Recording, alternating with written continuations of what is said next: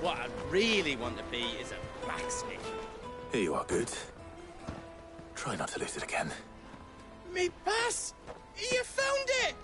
Oh, thank you so much. Nan would have killed me if I'd come back without it. I'll have to say thanks to Elle and Theo, too. So should you, Hansa. You and your friends don't have to steal anymore. If anyone threatens you again, you know who to turn to. We do. And we already have. Miss L's given us a job shifting the chocobo shit out the stables. It's hard work, and the pay isn't half what we got from the stones. But if we stick at it, we'll keep ourselves fit. You stick at it, then. And Goots, I'm sorry for stealing your pass. That's all right. I've got it back now. And all's well that ends well, eh? You said you're trained to be a blacksmith, right? Well, I'm gonna be your first customer. I'm gonna save up all my gil and get you to make me a massive sword. I'll do me best. Till then, eh?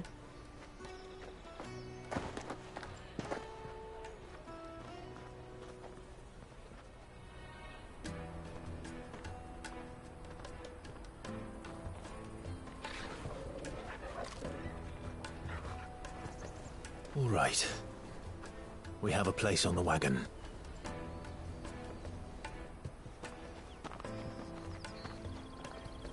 Remember, Goots, we're mercenaries. You hired us to protect you. But mercenaries... And you remember the plan? You're to ride all the way to Twinside. Jill and I will go with you as far as the outskirts, then find our own way in. I'll buy that stuff I need. Right. And we'll scout out the Imperial's defenses. There's a square with a big bell tower right in the middle of town. If you get lost, or out goes wrong, we can meet up there. All right. Let's go.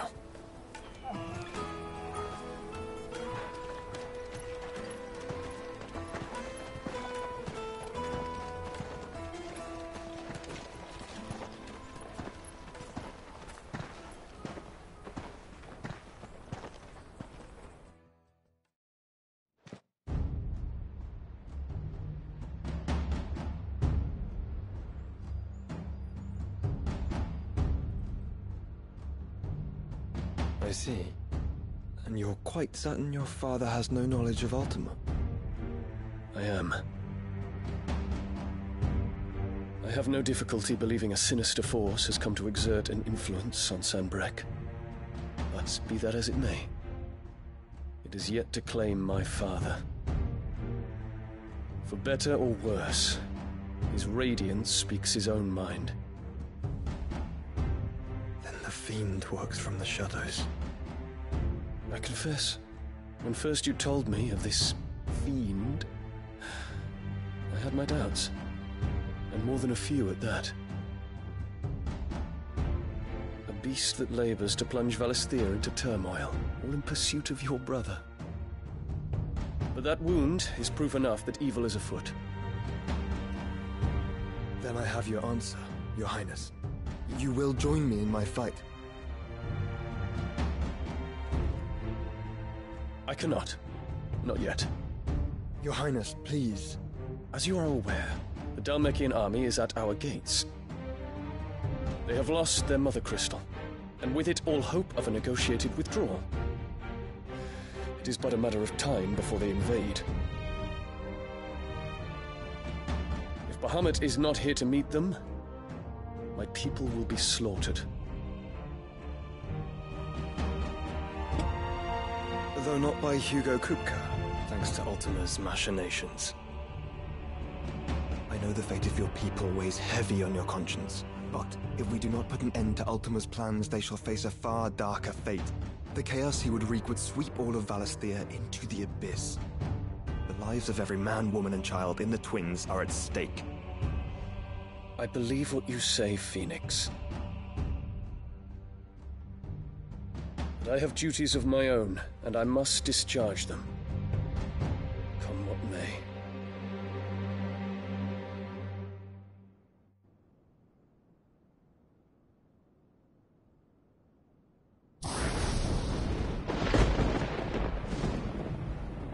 What do you know of my blood?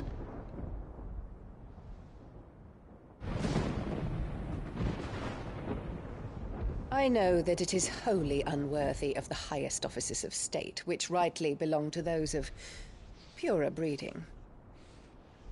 Alas. Your bloodline runs through the Oriflamme gutter, from a whore who weighed her child's worth in gill. Have you threatened my father? Of course not. I merely whispered in his ear that his mongrel son is plotting a rebellion. What? Sylvester listens to the words of his astrologers. And they have ears too. You have been feeding them your lies! Should you remain loyal to Emperor Olivier, his radiance may yet crown your head with laurel, and not with tar. Fork-tongued witch!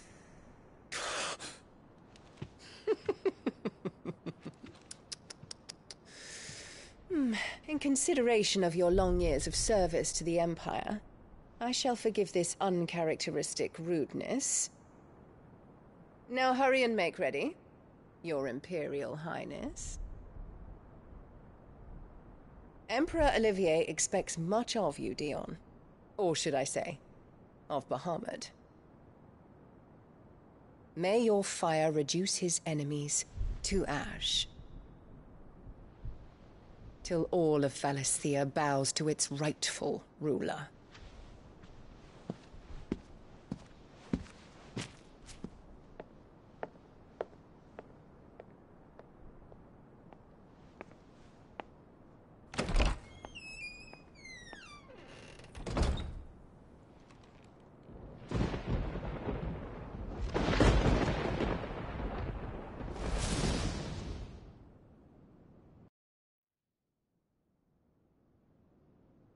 There is another darkness that has taken hold of Sanbreque. And until its grip is released, the flames of war shall spread ever wider, just as Ultima wishes. Forgive me. My family has caused you much grief. You are not her keeper, Phoenix. This is a matter for the Imperial household now, and as a member of that household, it falls to me to resolve it. At such time as that is done, what strength I have shall be yours.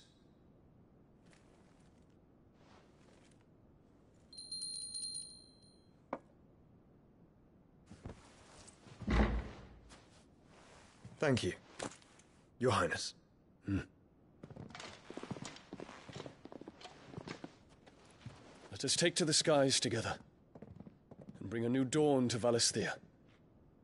I should like nothing more.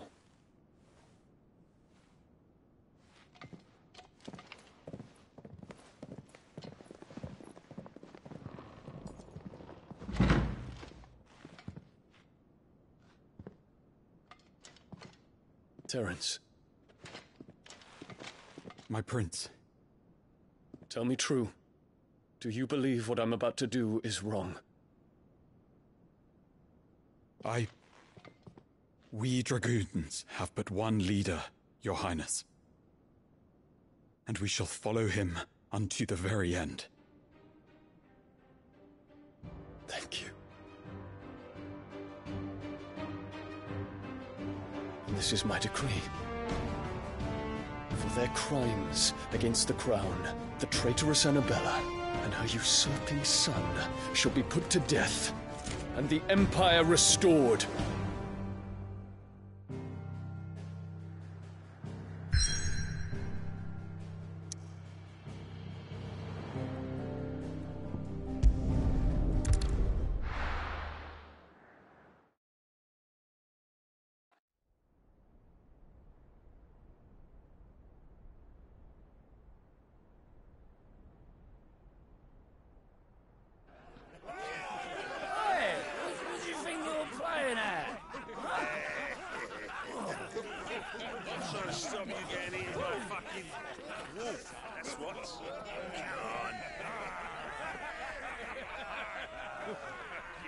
One would never guess that these people stood on the brink of war.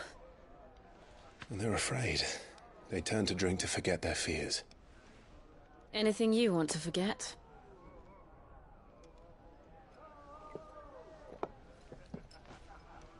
The harbor is empty, and half the market stalls too. The city may seem peaceful on the surface, but it's balanced on a knife edge.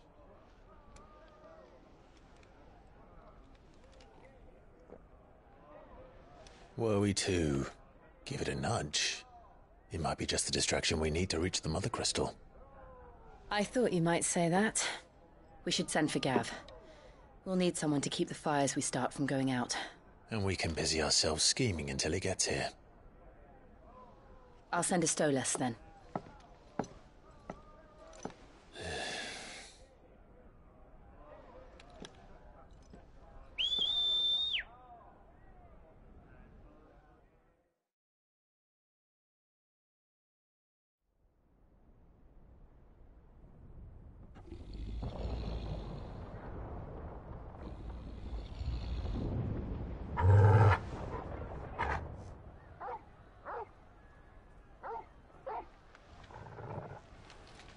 What is it, boy?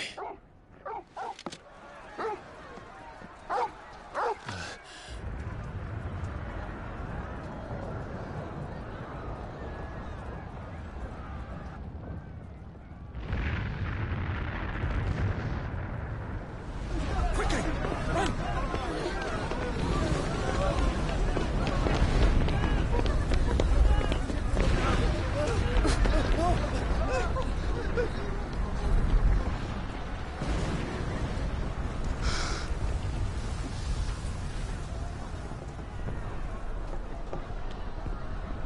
What's happening? I don't know. Torgal!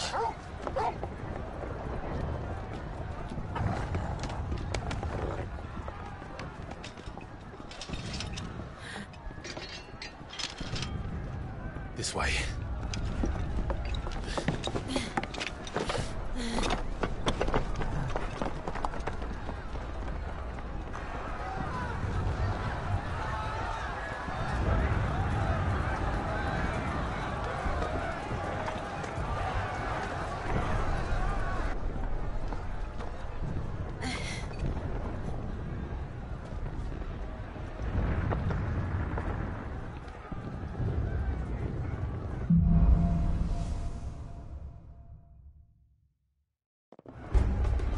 The city's on fire. I'm sure Goots is fine. He'll be making for the square. The one with the bell tower. In the middle of town, right?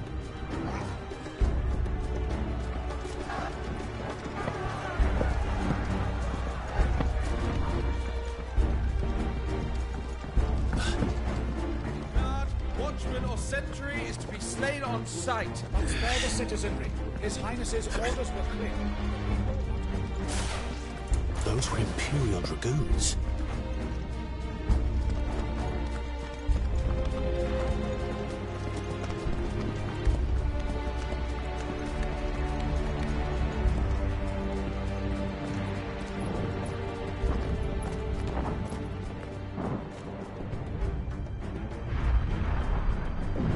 What in the hell is going on? Let's go and see. Right.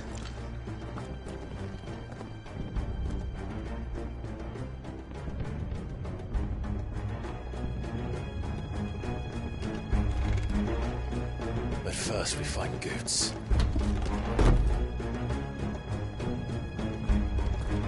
I just hope he's all right. You there! Identify yourself! We have to.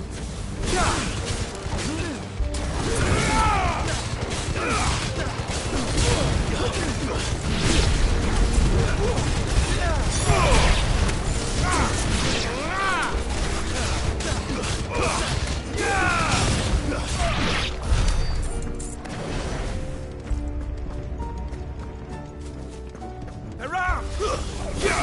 Cut them down!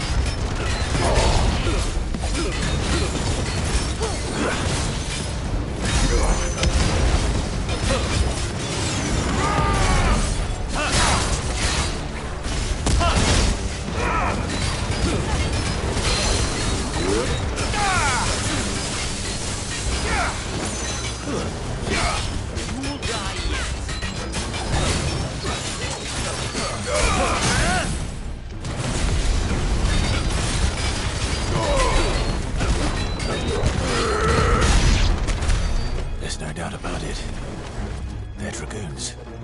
What is this then? The Civil War?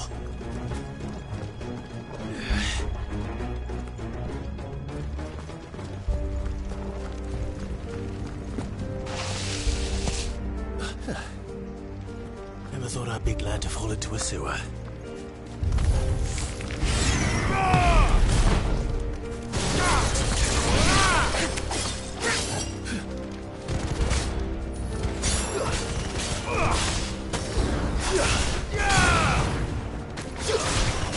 You're finished! Ward secured, Captain. None of the empty forces remain. They gather the men! You press on to the council assembly. Yes, Captain. What of the men and women in the market district? The evacuation is complete, Captain. Good. Then all that remains is the throne of Pretender. There it is. The bell tower. Right. Let's go.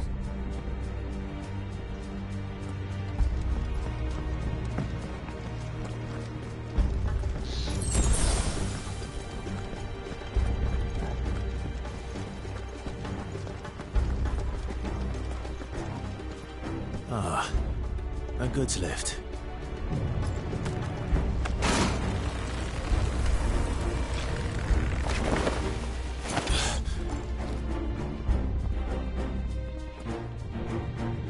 Where in Grigger's name did you come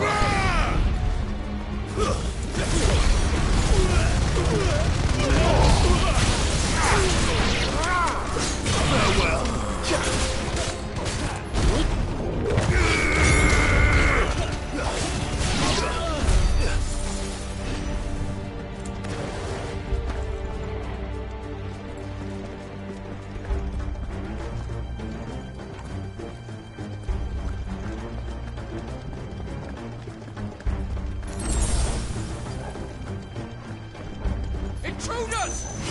Defend the gates!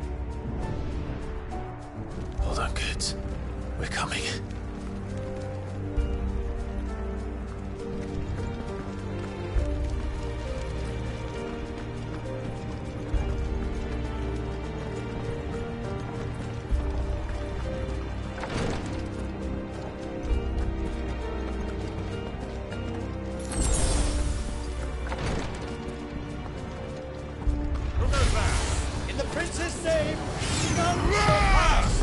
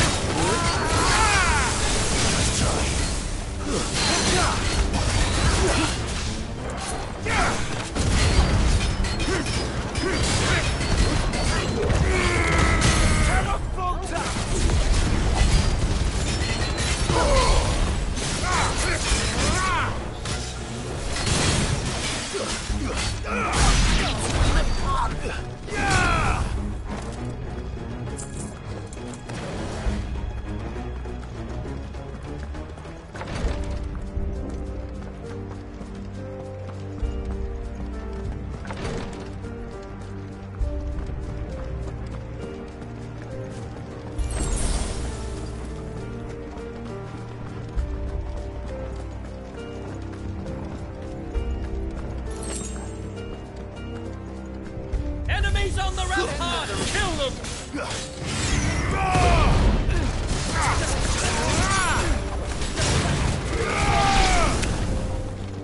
Stay down!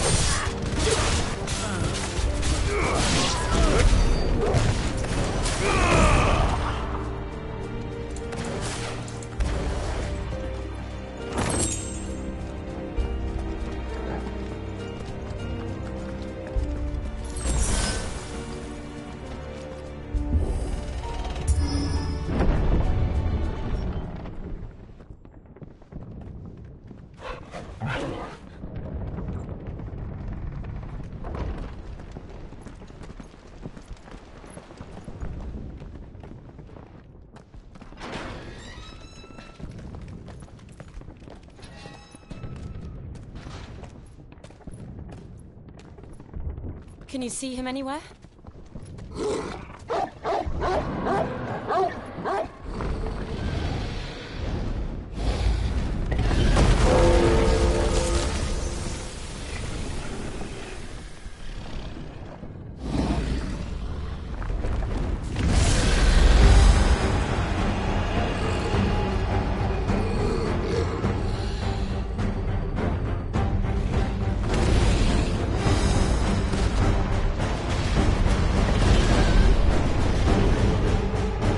Must be one of the Dragoon's pets.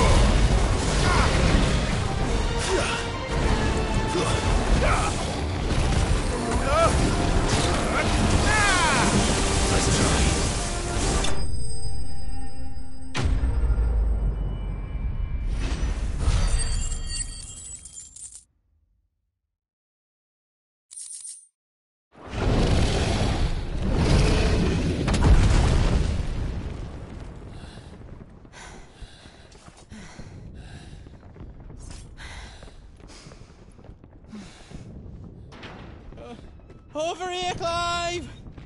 Are you alright?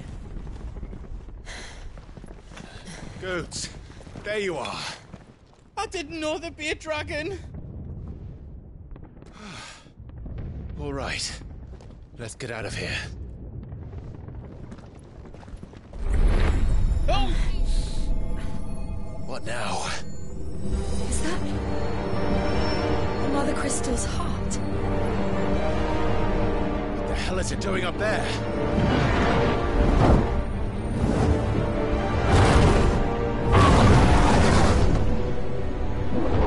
Bahamut.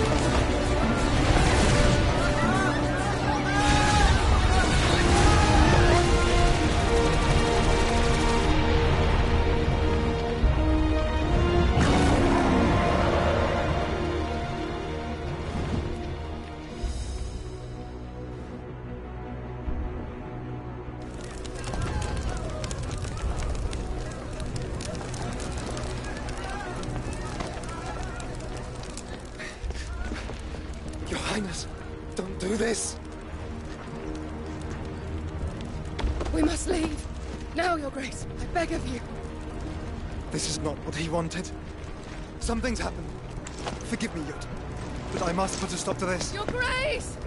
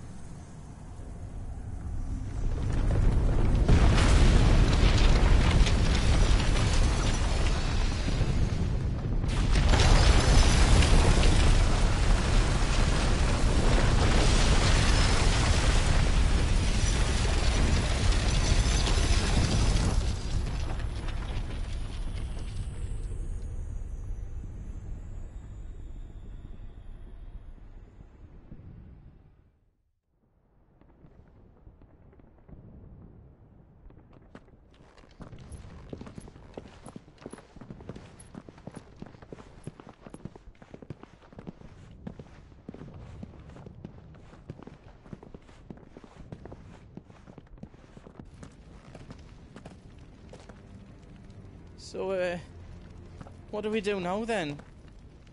We destroy the heart. We might come back! As soon as the flames die down, the Imperials and the Dalmex will move in. This may be our only chance. And Bahamut has gone for now. You should get as far away as you can, Goots.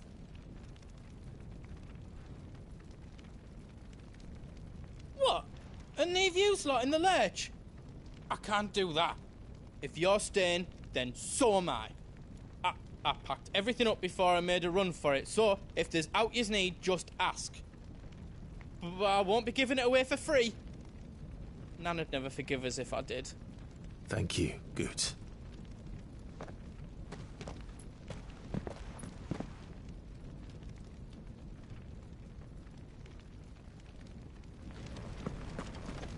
Do yous need out? You want us to make you something?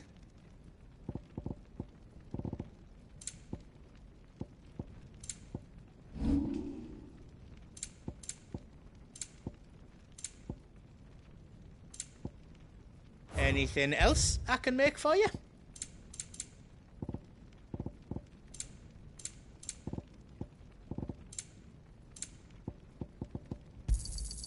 Is there out else you need?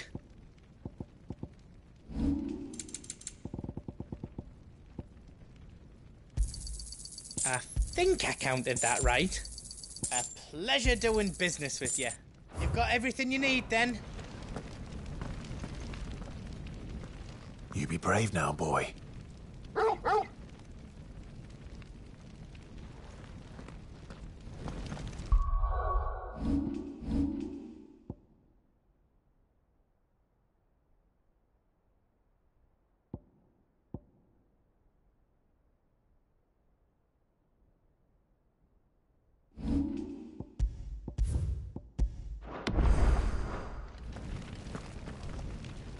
Drake's tail is right there, Clive. It's time to free Storm from the Crystal's curse. Oh, it's past time. But remember, Bahamut is still out there. And I dare say we'll be seeing him again before the night is done.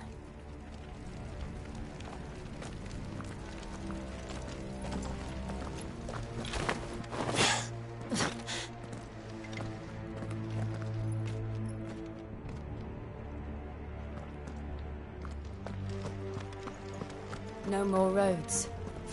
We'll have to find our own path. Do you feel that, Clive? Ether. Just what we need. Another flood. It's already turned them. Then there's no reason to hold back.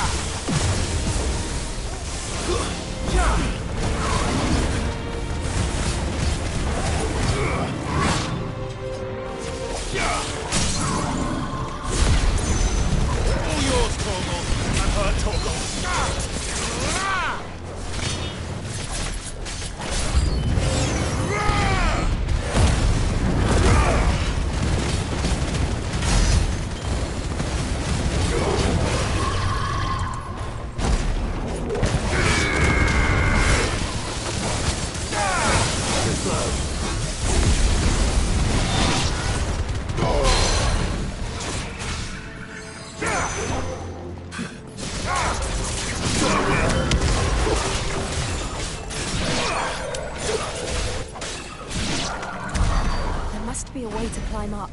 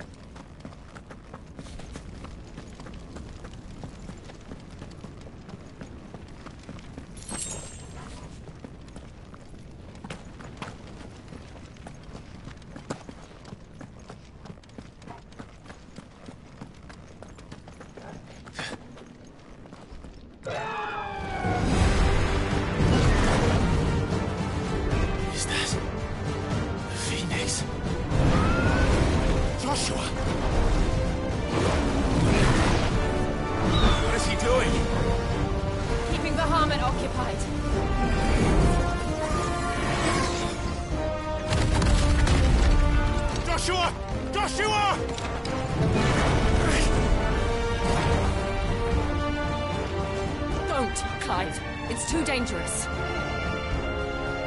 Fuck. Hold on, Joshua. I'm coming!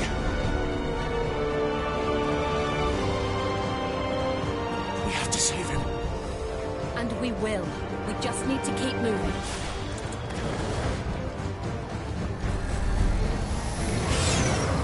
Them again. Not now.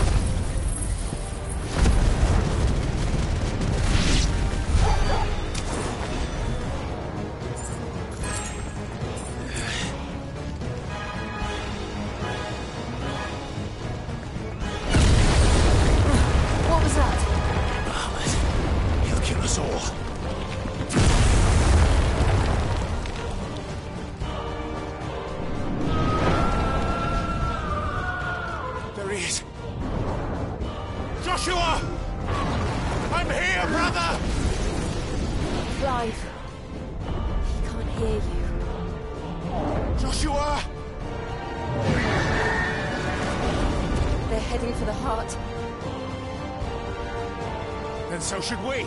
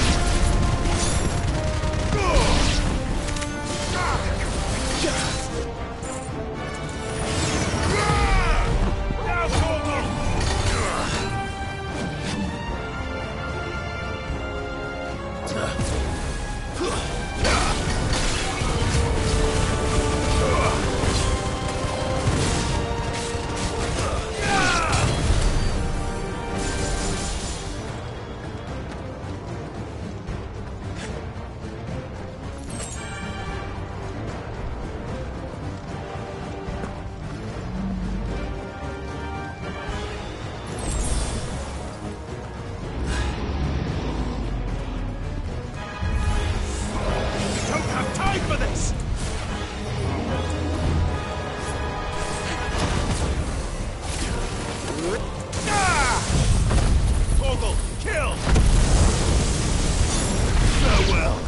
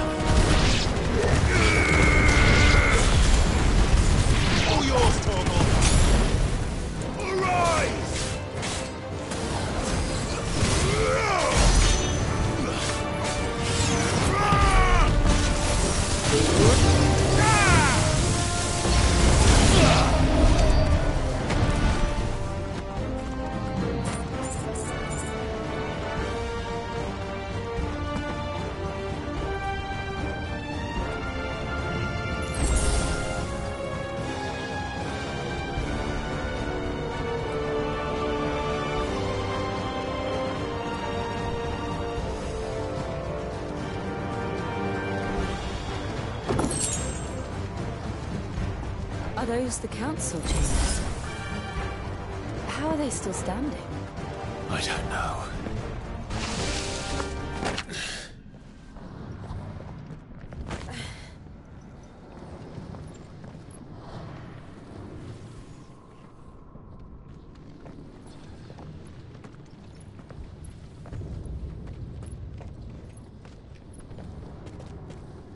He'll be all right, Clive.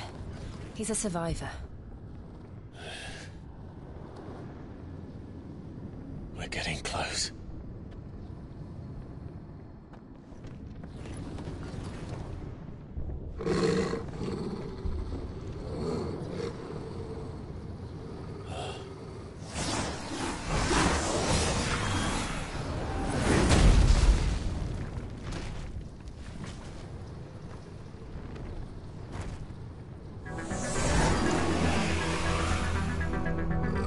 Looks like somebody doesn't want us getting any closer. I don't care what it wants. Neither do I. Too slow.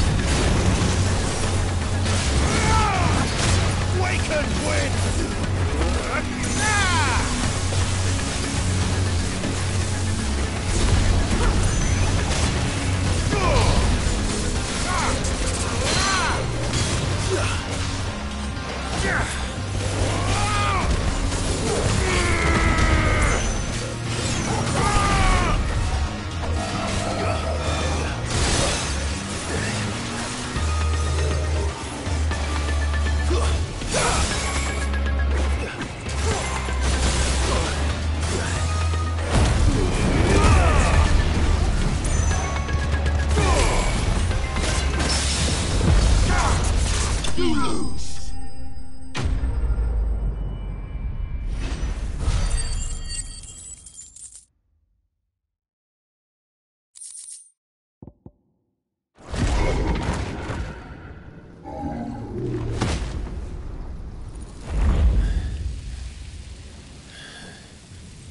These beasts...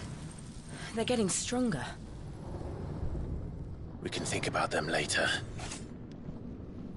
Right now, there's only one thing we need to focus on. The heart.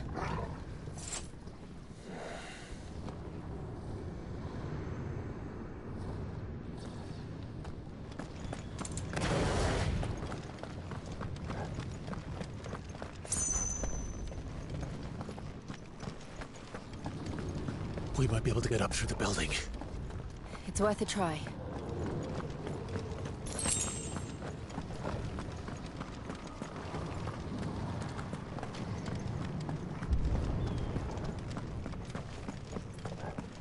Quiet. There's someone up there. Is someone there? Mother. It's you. What happened here?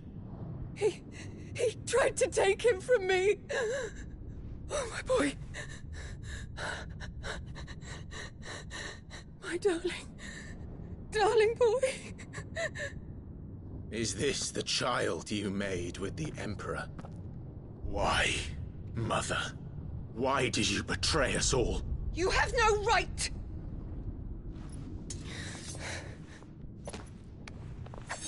Answer him.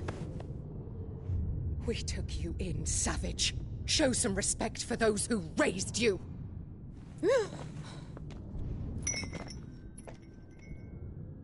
Honorable Elwyn, always thinking of his precious homeland. But what worth is a homeland in a world beset by the Blight? Father did not seek to protect his country. He sought to protect his people. A leader's duty is not to protect his people. It is to protect the source of his sovereignty. The noble blood that runs in his family's veins. So long as this bloodline remains unbroken, what does it matter if a nation falls? One can always found another. Unlike him, I did my duty. I preserved my line. I bore a son of the noblest blood, to whom the whole world might kneel. That is why I gave Rosaria to Sambrek, that I might join my line with the Lesages and birth a savior of this benighted land, blessed by both Bahamut and the Phoenix! You sold your country for a child. Why did he need another? You had Joshua. I had nothing. You were always your father's son, so very strong and bold and daring, and yet you failed to awaken. Would that Joshua had been granted 1/10 of your strength? Oh! How the nobles laughed that Elwyn's firstborn was surely the son of a concubine, and my own, not long for this world. The shame of it! The shame of being slandered by one's inferiors! How could you ever know how that feels? It should have been you!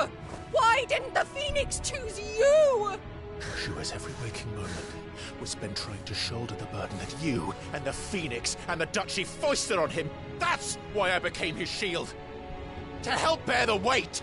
But what did you do? You betrayed your own blood and surrendered your son to his fate! Joshua, my darling boy. I never meant to hurt him. The soldiers' orders were clear.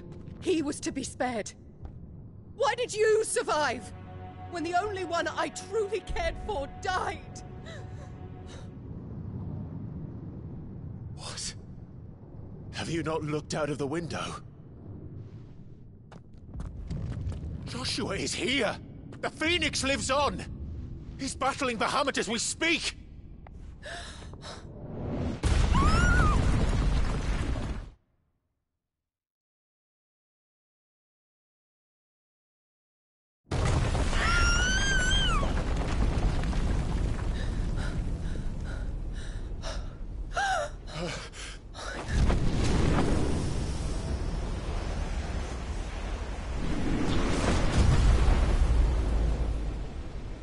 Joshua!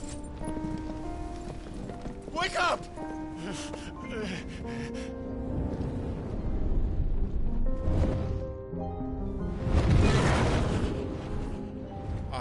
am a shield of Rosaria.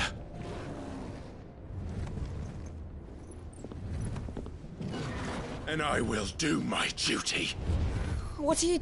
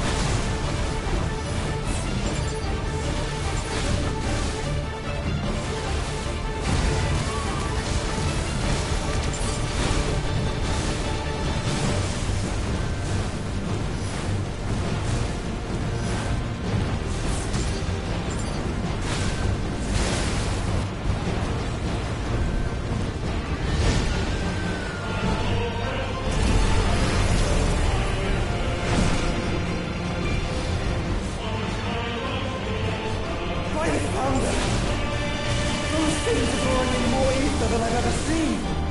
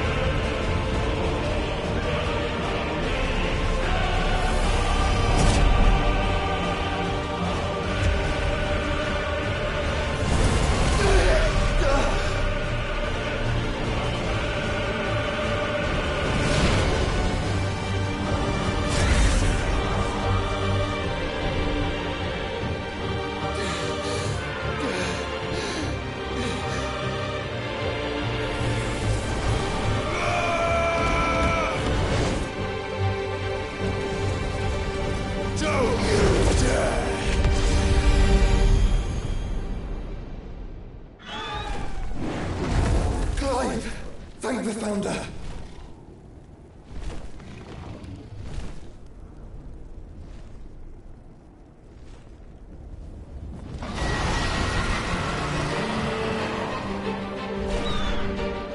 It's now or never, Joshua.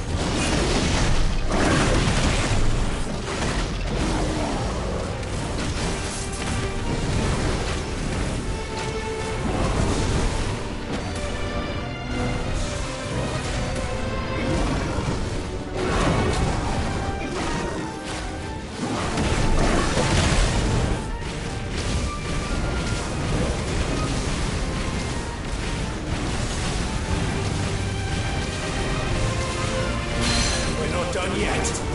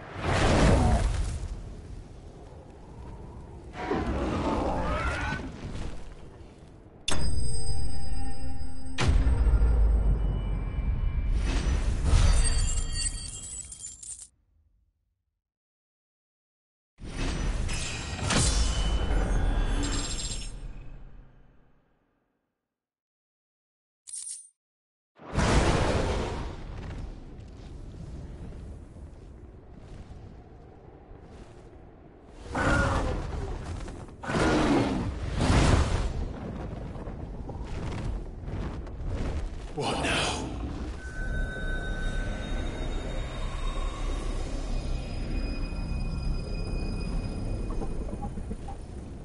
This is drinking the ether. We have to stop him.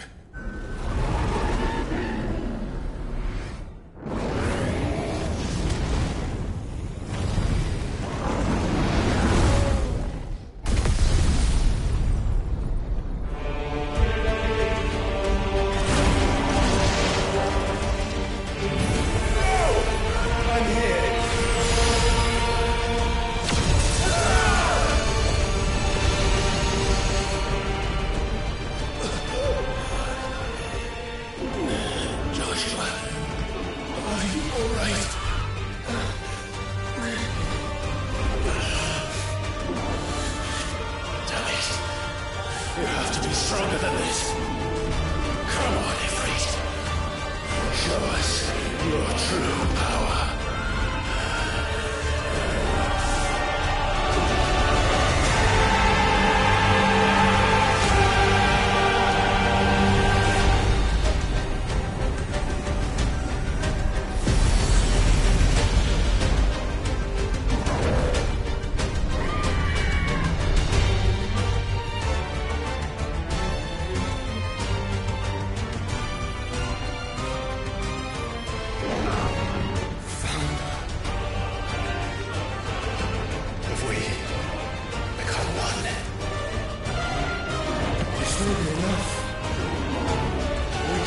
Clive.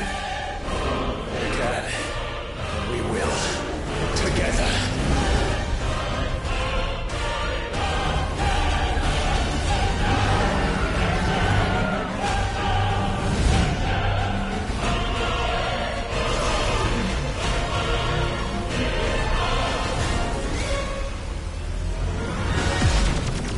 Are you ready? Ready!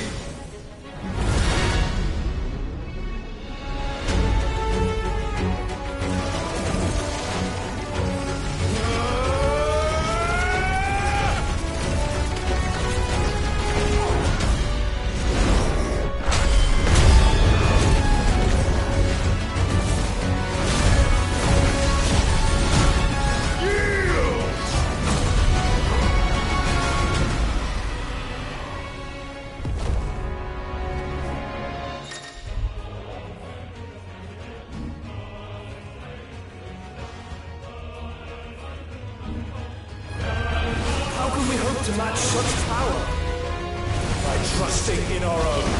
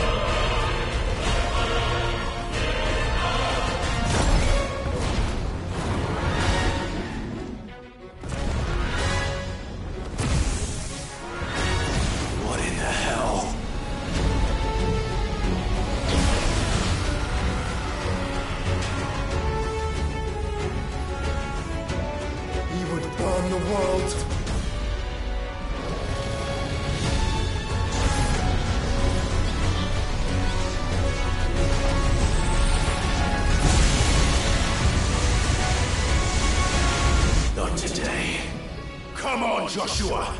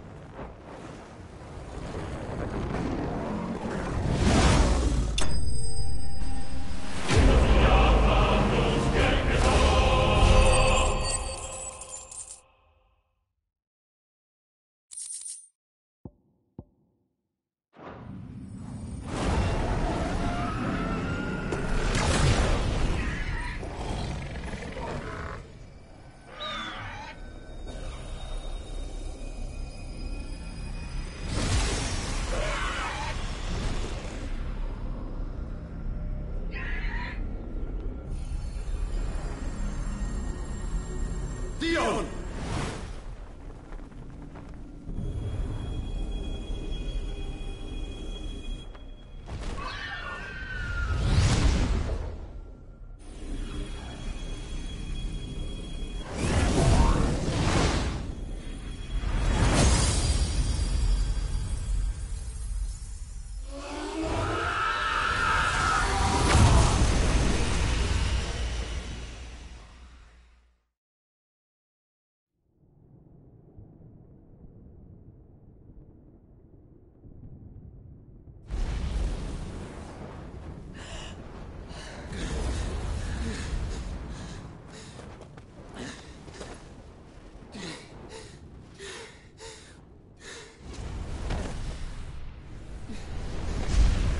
Joshua!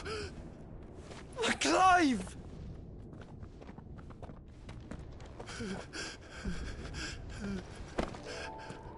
My brother. I'm sorry. I'm so sorry. You're alive. We both are. Nothing else matters.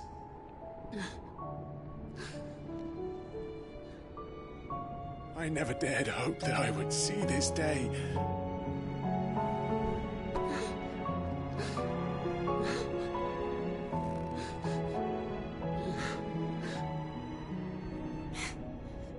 Reunited at last. Jill.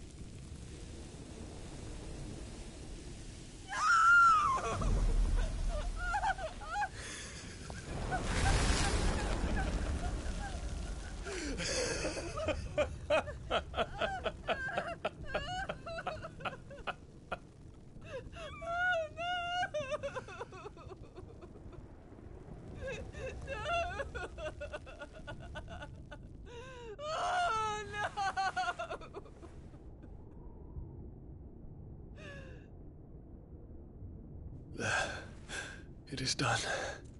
The demon that would tear our house apart is no more. Father.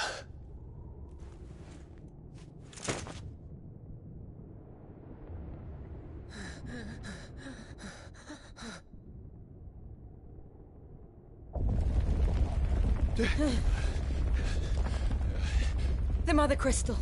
It's collapsing. Right. We need to leave. No. Wait.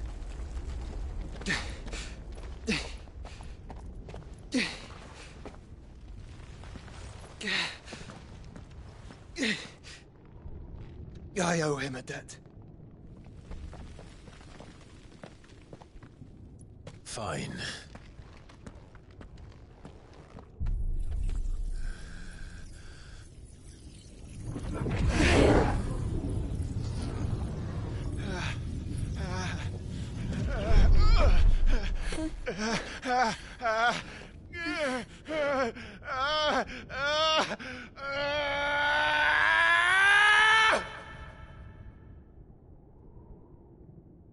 You there.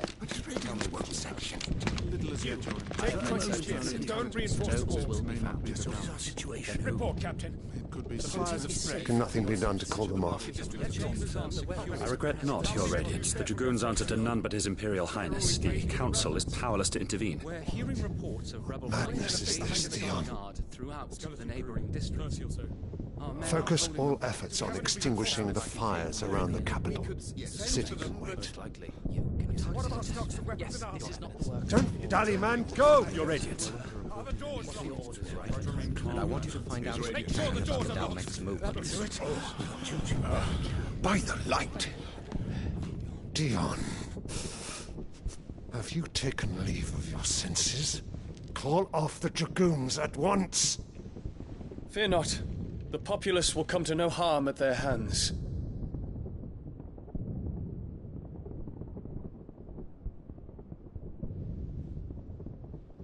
I am here to save you, Father. Save me? A creeping darkness hides in the heart of Senbrek. It stems from your wife, the traitorous Annabella.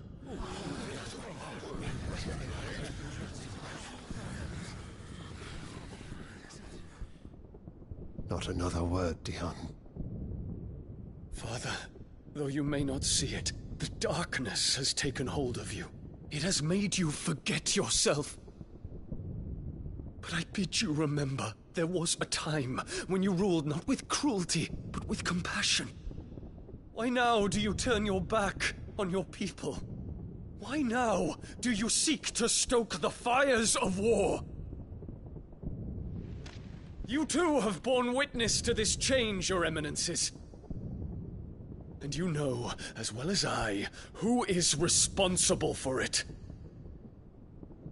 A puppet now sits upon the throne, but cut his strings, and the Master loses the power! What? Dion, you bear steel before your Emperor? Guards! Take him!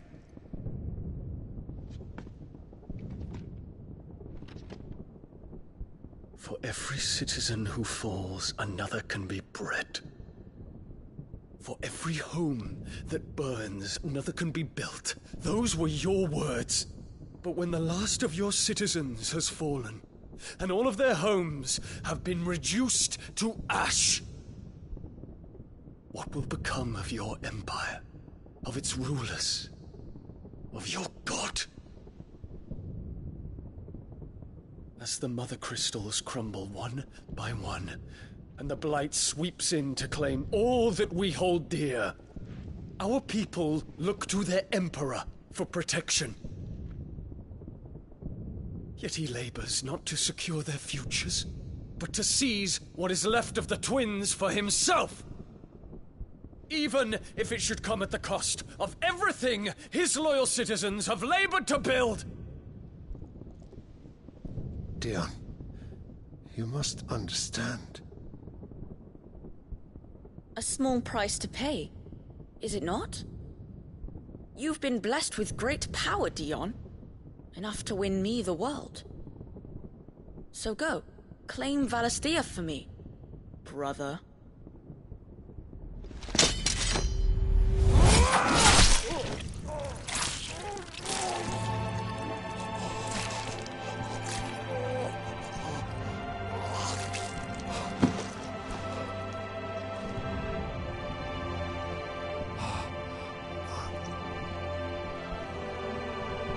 Dion.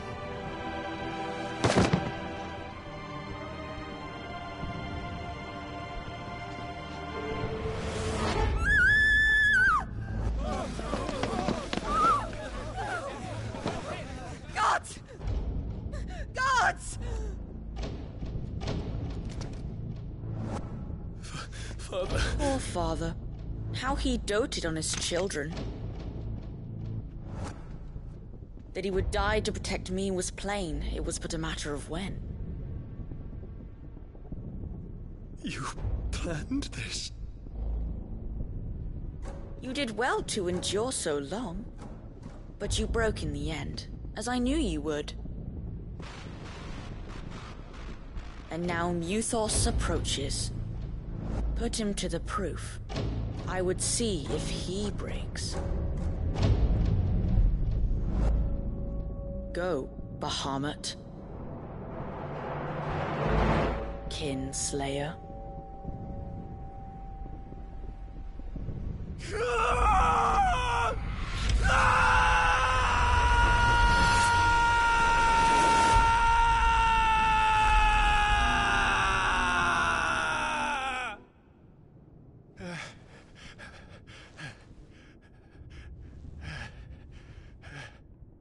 Not again. Brother? It's a long story.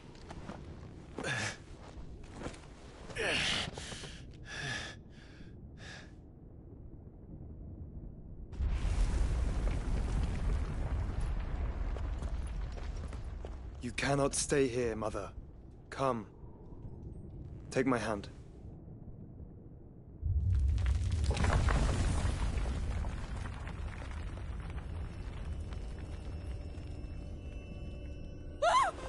Get away from me!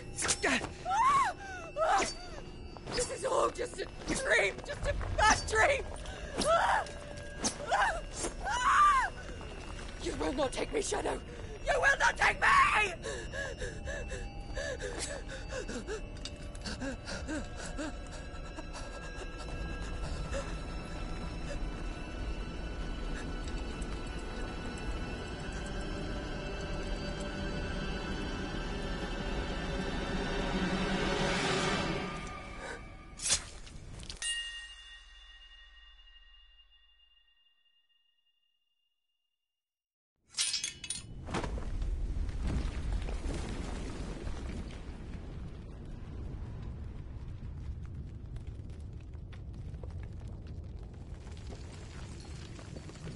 Mother.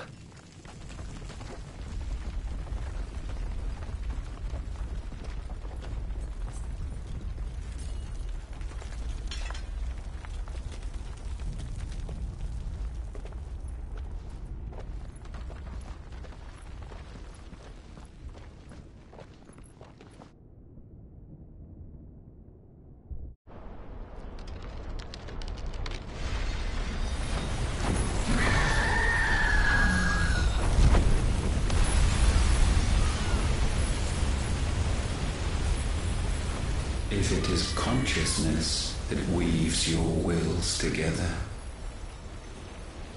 consciousness that blurs the boundary between your own will and that of others, then we shall set you apart once more. The ties that bind you shall be severed, and humanity return to its proper place.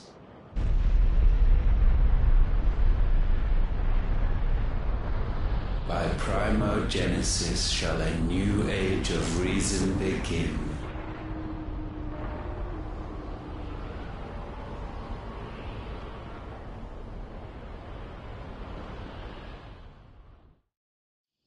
Relax, Your Majesty.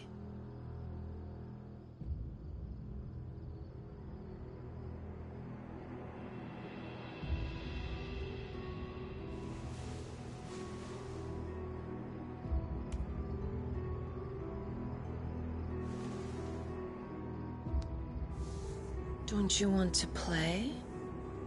It's been a long time. If that is your wish. Men, you are as meek as all the others.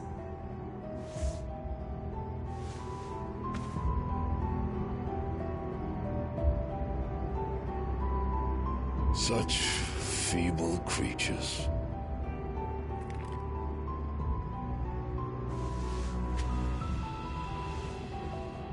Gifted the power of Eikons, yet slaves to fickle emotions which usher you to your doom. And so you bind your fragile wills with strands of consciousness. The wretched handiwork of a wretched people.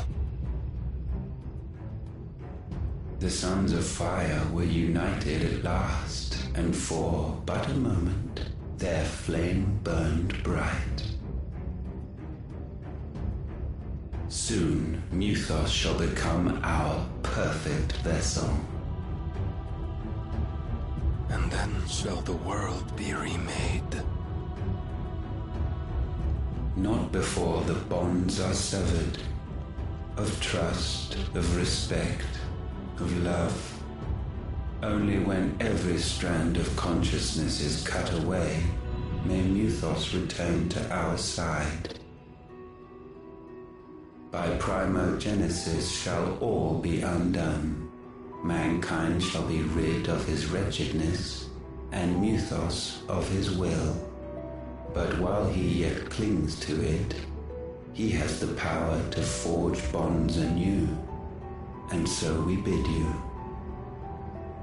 Find Muthos, and sever every one. To destroy that which has no physical form. You ask the impossible. There is nothing your black blade cannot cut, Odin. We shall unite with Muthos, and bring forth a new world. So long as our vessel remains unclaimed by humanity. It shall be done, Master. My will is yours.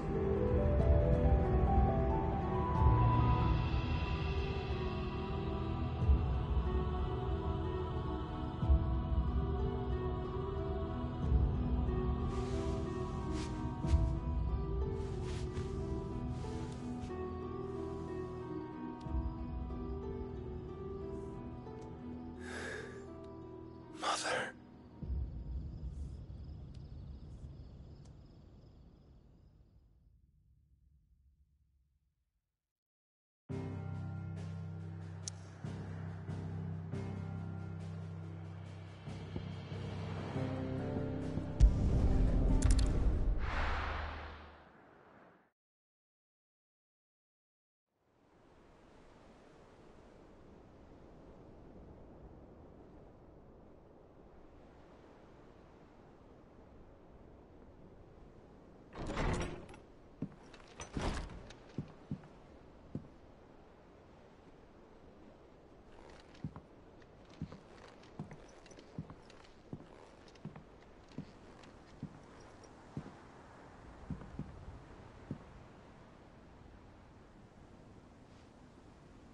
How is your brother?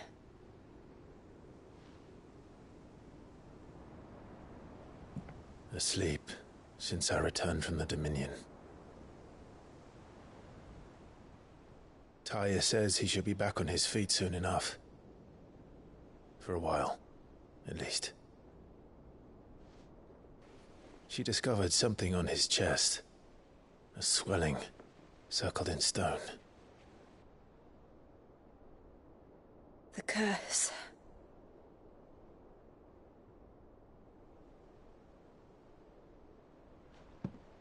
For every mountain we climb, another rises up to greet us, doesn't it? It's never ending.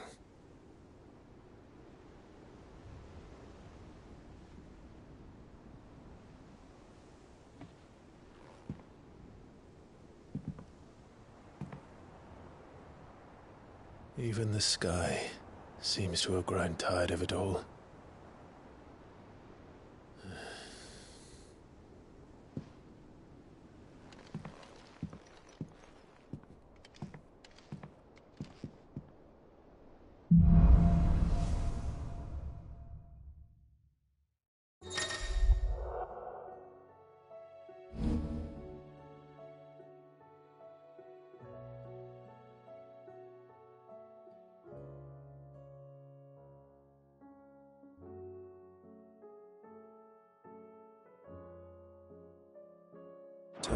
happy if I disturbed you.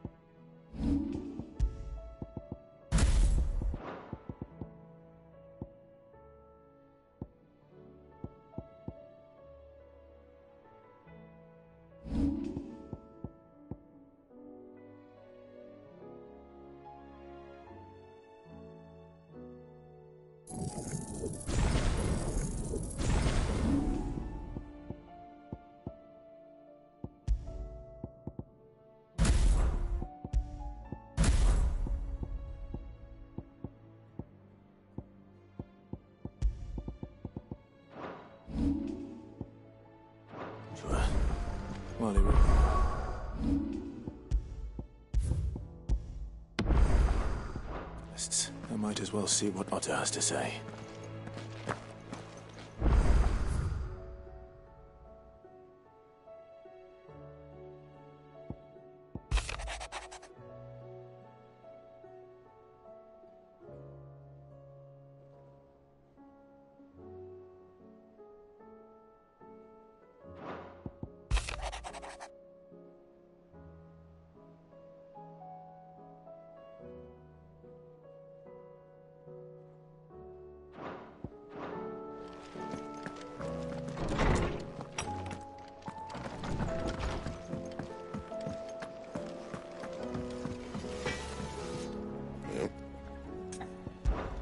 So, will it be? No scratches, right?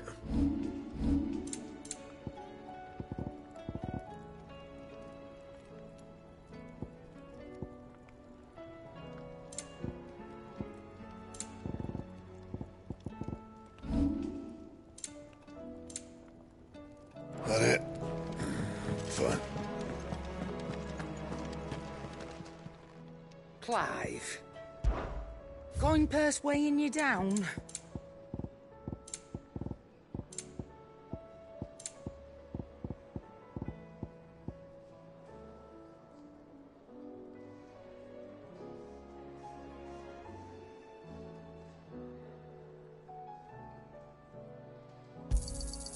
You're rubbing me blind, you know.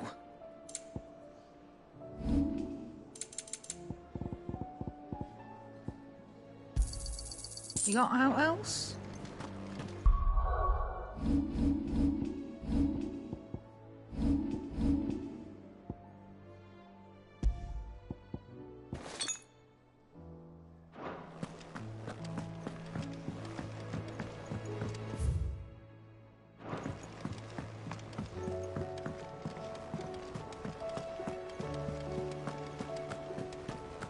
Did you see that? Tell me you saw that.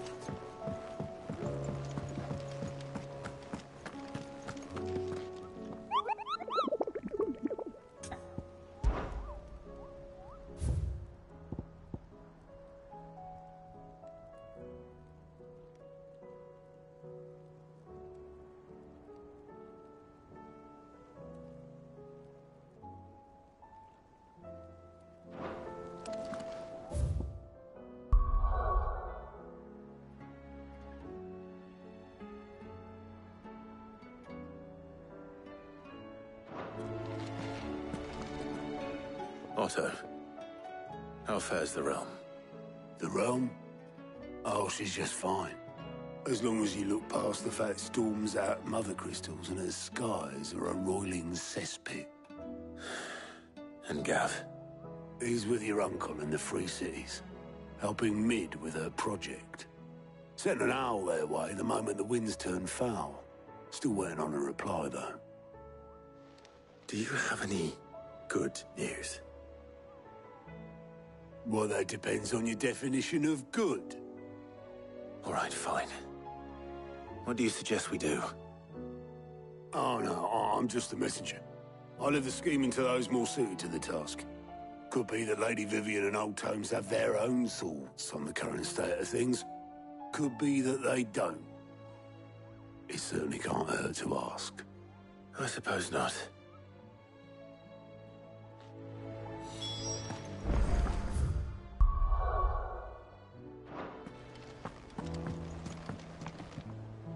How is it that every one of your little excursions presages some inexplicable catastrophe? Not that you are to blame for the Dominion's fate. No one could have predicted the actions of the Crown Prince. I'm sorry I couldn't save your home. My countrymen are stronger than you think. A few toppled clock towers won't break their spirits. They'll be back on their feet in no time. I hope so. Look at us. Bluer than a pair of bog crabs. Tempting though it may be, sulking will not help us find a solution to this mess. You believe there's one to be found? I don't know. But I am certain we're more likely to find it if we first examine the facts.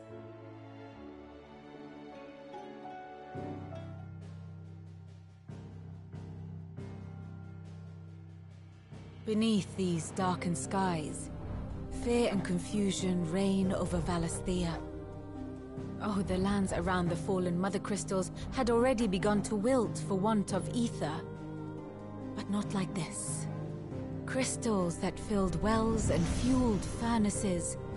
Now nothing but pretty shards of rock. And those that hang from the people's necks cast nary a glimmer of light to keep the dark at bay. It is only a matter of time before the common folk convince themselves that the end of days is upon us. Yet I fear a swift end is more than we can hope for. While most of the world thirsts for ether, the remainder drowns in it, spawning Akashic in droves. And amidst the hordes of mindless beasts, with magics as like to fail as function, even the strongest nation would falter. Rosaria and the Iron Kingdom teeter on the brink of collapse, while the tragedy in Twinside has all but paralyzed the Holy Empire. Dhalmekia fares little better. Rumor has it the ministers fled the capital after the fall of Drake's Fang, leaving their beloved republic to crumble. Waloed, meanwhile, moves in earnest. The Einherjar has been sighted off Storm. The world, in short, is in chaos. It would seem our civilization was nothing but a castle of sand, to be washed away at the whim of the waves.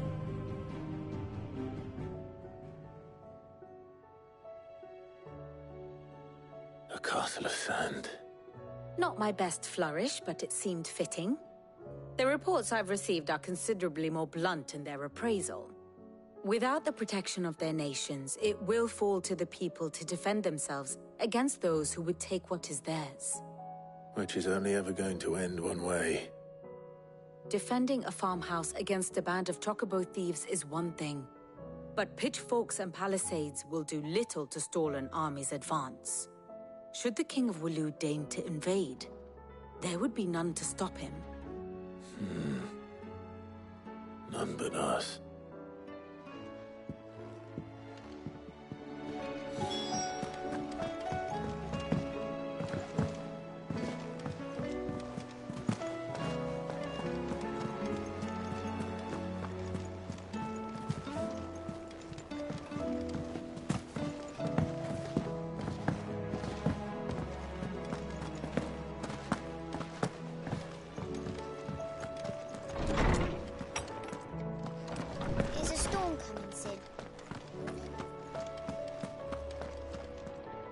Let me guess.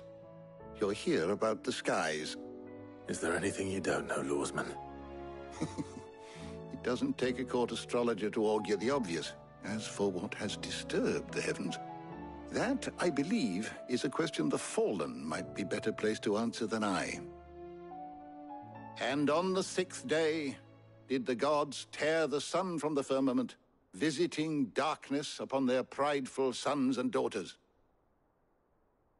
But I dare say you remember your childhood lessons on the sins of Zemeckis only too well. You think they're connected? That Ultima was one of the gods responsible? Well, he has certainly exhibited powers that we mortals would associate with the divine. There is nothing divine about him. But he wouldn't be the first god of whom that could be said, now would he? Yet for all the fairy tales that tell of the sins, there is almost nothing in the way of actual historical accounts. Had I the Journal of Moss the Chronicler, I may have been able to tell you more, but alas, I fear all remaining copies have been lost to time. You will forgive me, I hope? Certainly not. Because there is nothing to forgive. Even without this journal, you've provided us ample wisdom. And we will always be grateful for it. Perhaps Otto will be more inclined to share his thoughts when he hears what the others had to say.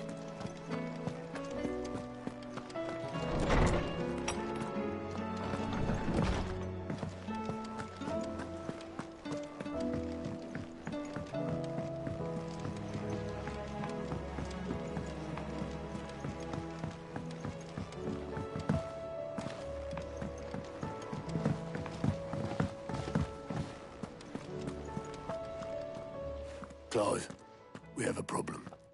Only one. That would be a first. It would. Actually, there are 3. We had as many owls arrive while you were at the shelves. Martha's got a Kashyyyk at her gates, and talk of monsters roaming the hills outside of Northreach has put the wind up Isabel and her lot. And don't forget Dalimil. Lubor says the village was raided by bandits. When it rains... It fucking pours. The curse breakers are spread thin, taking stock of the damage in the Dominion. And even if I could get word to all of them, I doubt they'd get here in time to make any real difference. Which means there's only 2 people who can. Jill and I. Let them know we're on our way.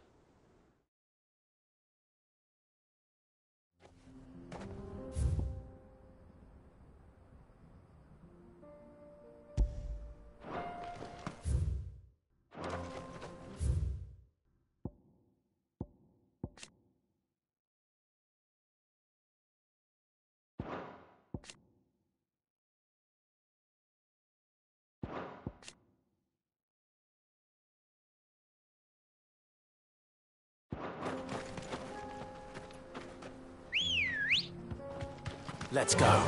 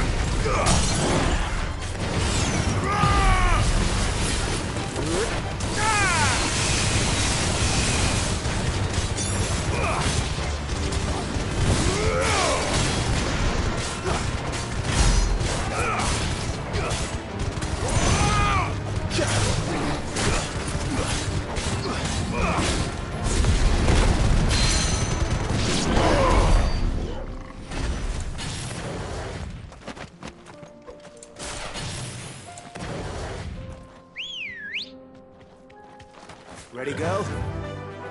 Yeah!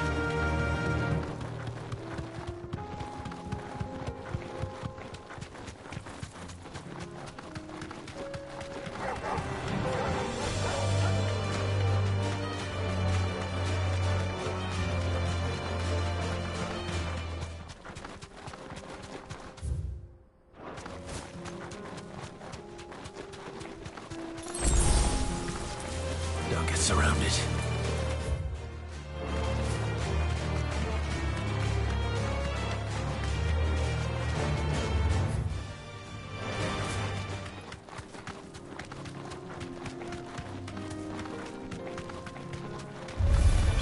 Enough of you, are there?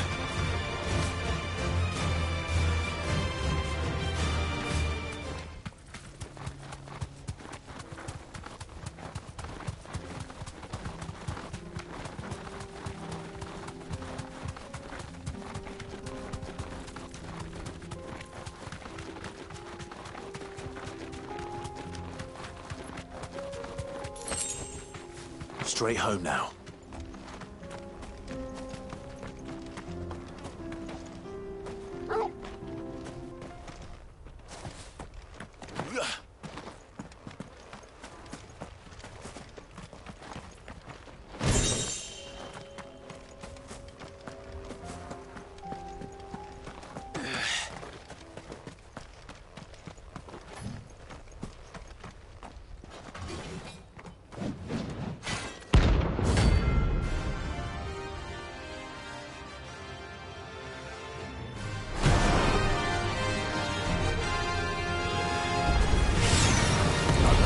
Forsaken soul, eh? Only those who have nothing come here. So empty your pockets.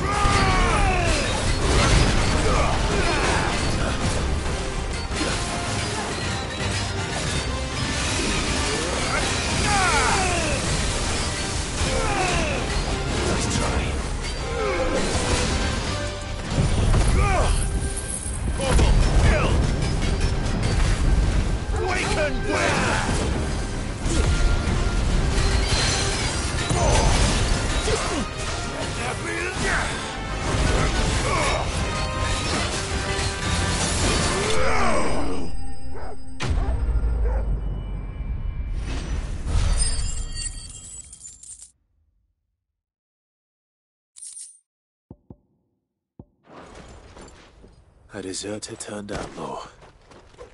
We were more similar than he knew. What a fine hound.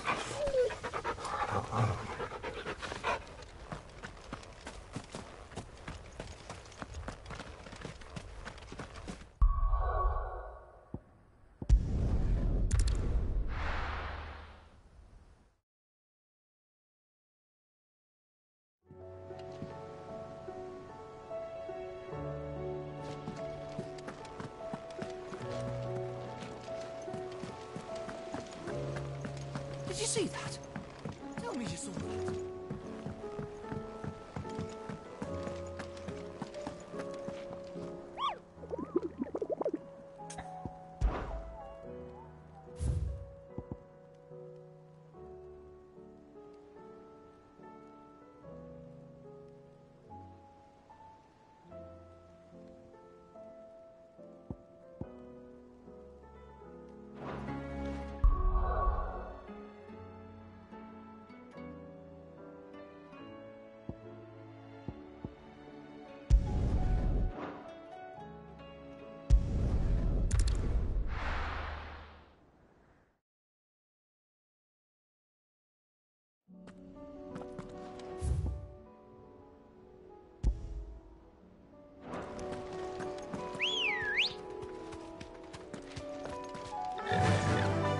Fly, Ambrosia.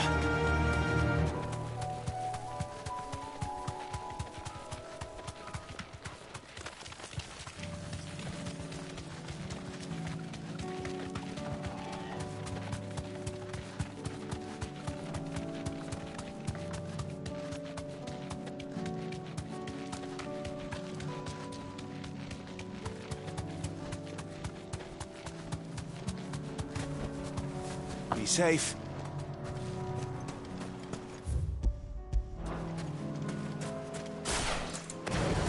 We're not alone.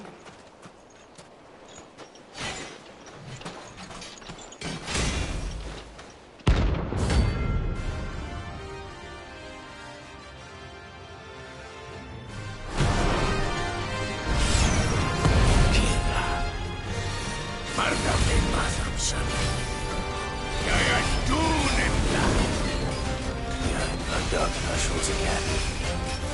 But not for long.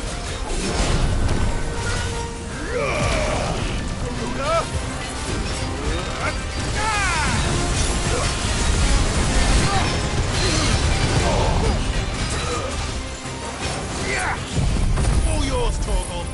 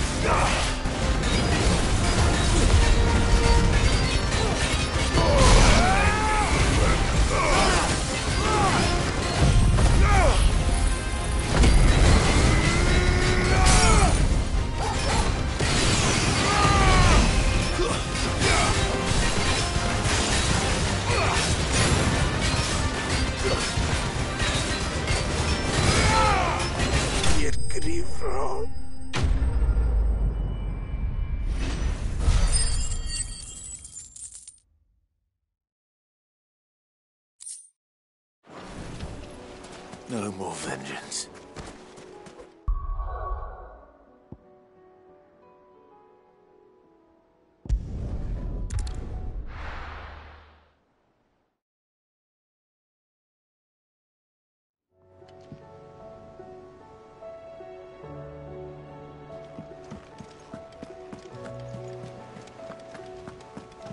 Did you see that? Tell me you saw that.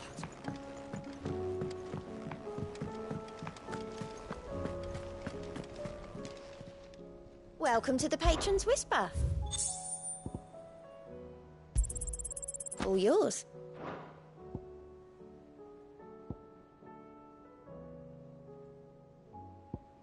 Best of luck out there, Sid.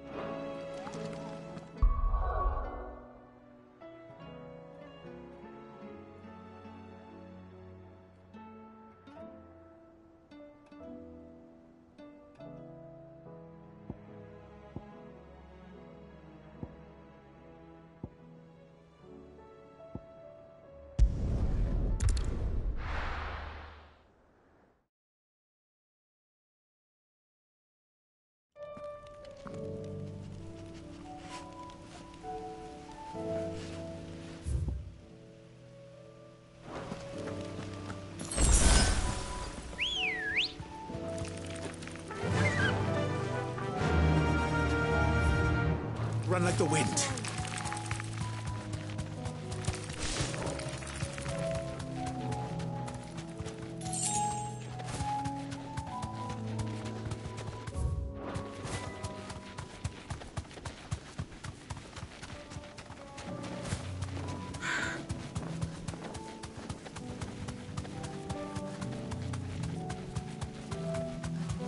Company. Time to fight.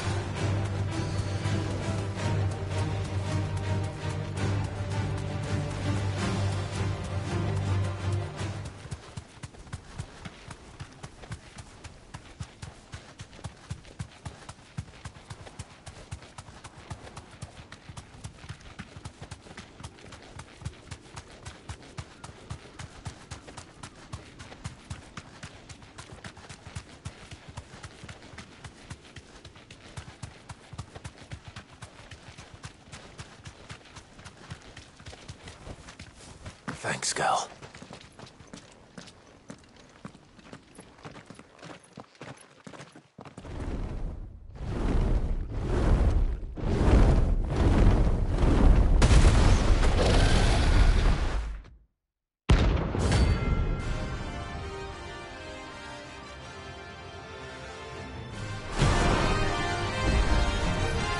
Found her. This beast isn't to be trifled with.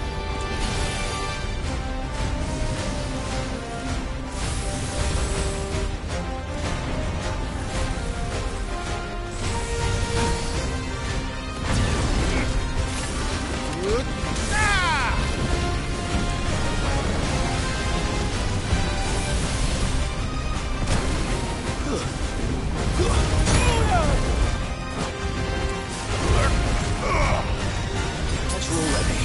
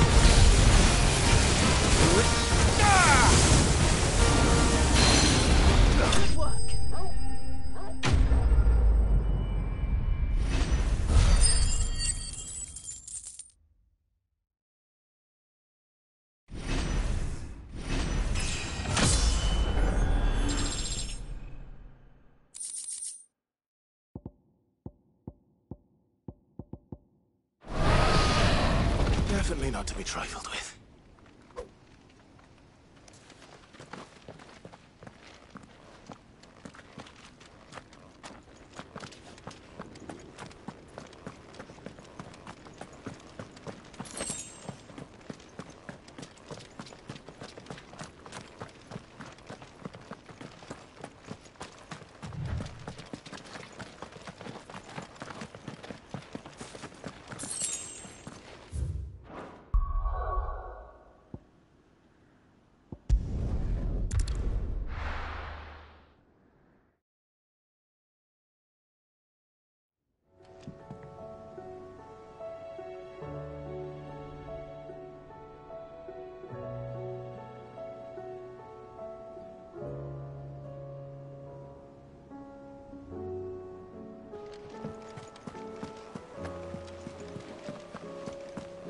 Did you see that?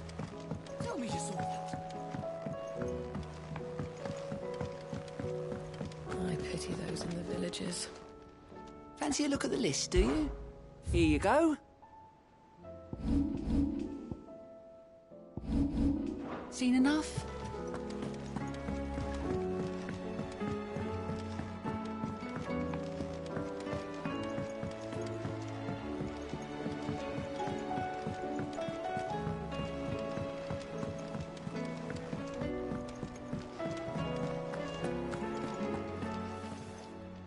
Aye, it's a dangerous world out there.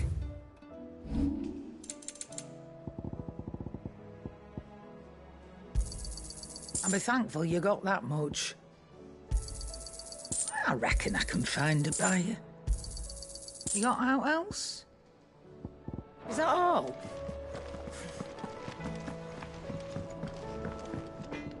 Trouble with your gear, or something for you, dear?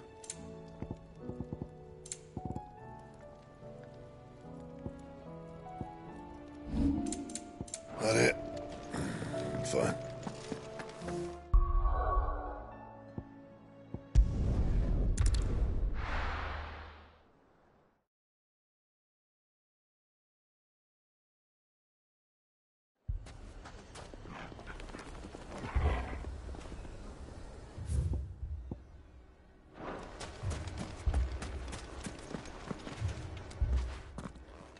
Sid!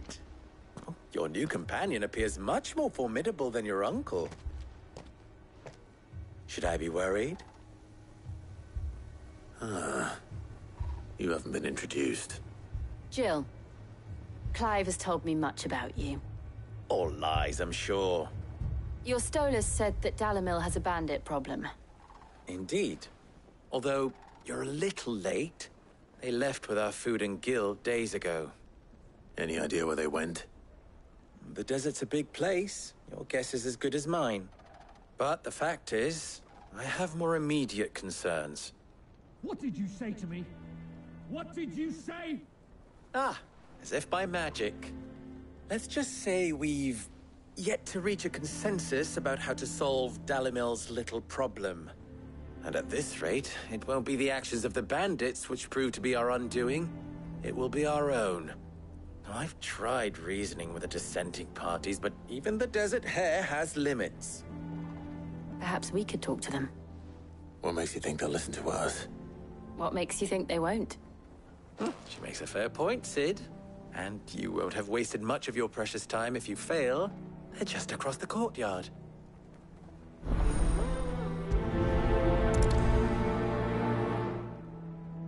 Suppose we just follow the shouting.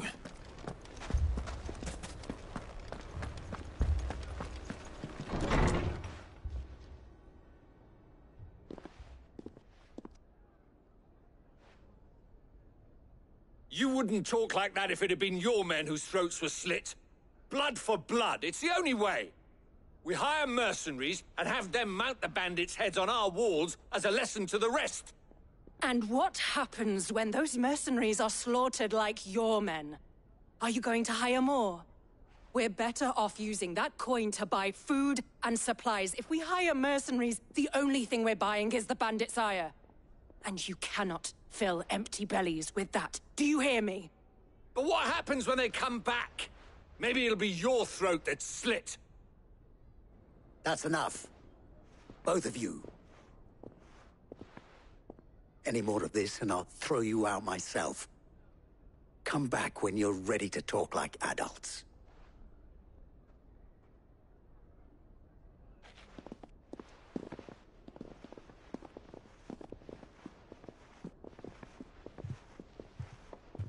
Victor. What's he doing here? Cid. And Lady Jill. What brings you here? I was about to ask you the same thing. Costness is in chaos, and the markets have all but ceased to operate. The Briar's Kiss here in Dalamil is the only place I can reliably obtain supplies. I was here to do just that when Master Lubor told me of his troubles. He thought I might be able to talk some sense into these fools. But if you're here, I suppose his patience must be waning.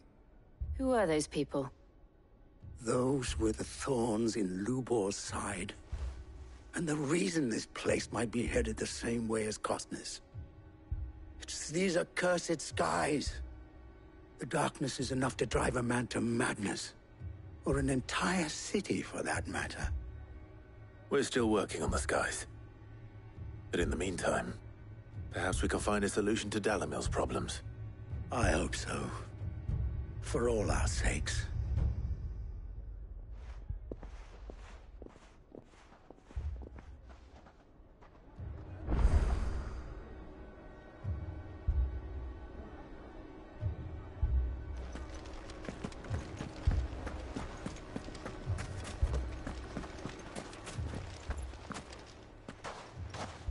So, you see my predicament? What I saw was a room full of people who were angry and afraid. And with good reason by the sound of it. But if left to smolder, that anger and fear could set the entire town alight. My thoughts exactly. What to do? Both sides wish to protect their homes and livelihoods, if only they could agree on how. But as long as they are divided, we are vulnerable. And if there's one thing bandits like, it's an easy target. What would Cid the Outlaw suggest? Well, if it were my namesake, he'd let them choose for themselves, and be on hand to pick up the pieces when it all went wrong. That sounds like a recipe for disaster. A recipe for disaster is precisely what it is. But perhaps that realization would be enough to make them question the ingredients. While it's plain neither Conrad nor Natalie will countenance the other's proposal, it may still be possible to make them doubt their own. Before presenting them with a third option. And that would be? To pool our resources and save the city ourselves. Why fight each other? When all that fear and anger can be directed at the bandits. It appears we have a plan of action. Victor, pay Conrad a visit. See if you can't convince him of his folly. I'll speak with Natalie. As you wish. Your faces are not well known in this town. That may prove useful. Don't worry, Victor and I will do most of the talking. You need only play along. Play along? What he means to say is yes.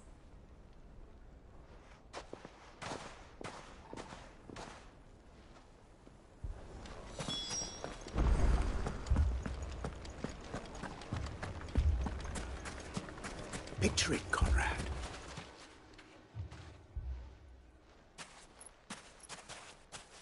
Ah, here she is. The Lady of the Spear herself. Conrad, may I introduce you to Jane, commander of the Red Wings, the oldest mercenary guild in the Free Cities. A pleasure, my lady. The pleasure is all mine. As I told you, I summoned the commander here from Canver to inquire about a contract. Victor says you told him no. That there aren't any men left to hire. Is that true? True as the crystals cracked. Nobles came and claimed every last one worth his salt. And not just from us Red Wings. You know of the 7 high houses. There must be 2 score swords assigned each one. Granted, we have a few boys left. If it's boys you're looking for. Well, Conrad? Are you saying that Dalamil's finest cannot defend this town better than a gaggle of unblooded striplings? That a band of beardless youths could better avenge the deaths of your brave men than you yourselves? Absolutely not. We'll show those bastards who they're dealing with.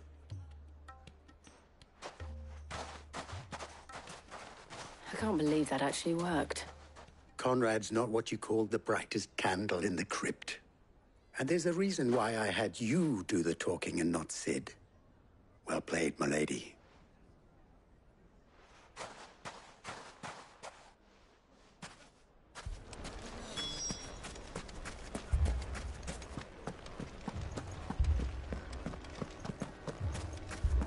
My shop. If I had my pickaxe, I would have... I mean, it may still be possible to buy some. Ah, here he is now.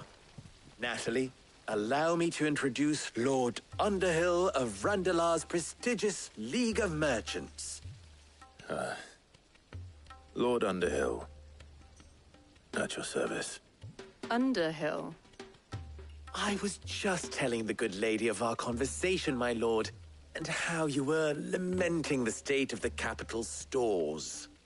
Lubor says that not only are the granaries almost empty, but that war and the Blight mean this season's harvest won't be enough to fill them for winter. Indeed, certainly that is the case. The nobles in the capital are buying up the city's stocks of barley and wine, driving the prices higher than most commoners can afford. It is only a matter of time before the peasants revolt. It is worse than I thought. If what Lord Underhill says is true, I fear we have little hope of supplementing our stores, meager though they regrettably are. And while I applaud your endeavors to dissuade our more bellicose citizens from seeking vengeance, I sense Conrad is not wrong in his assessment of the bandits' likely return. Which means that now, more than ever, we will need to secure what little we still have. Food, weapons, herbs, everything. If our humble town is to endure not only this hardship, but those that are certain to follow, we must stand united. All right. If it will help to protect my home, I'll do it. But you needn't have gone through this charade.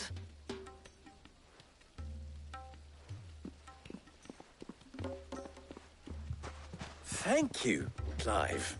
Your performance was nothing if not workmanlike. She saw right through it. I didn't say it was good, merely that it produced the desired effect. Now, my scouts should be returning shortly. Meet me back at the Briar's Kiss, and we shall see what we face.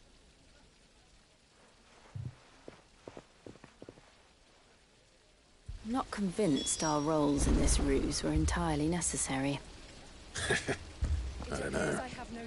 Conrad seemed quite taken with you. Mummy, I'm scared. Oh, I'm ruined. Good news, Sid. Both Conrad and Natalie have somewhat gracefully accepted their new roles. With time, they may even learn to. Time no longer appears to be the luxury it was before lunch. I take it your scouts found the bandits. Technically, it would be the bandits who found my scouts. It appears they march for Dalamil as we speak. All of them. You're not serious. They don't just want food, they want the whole damn town.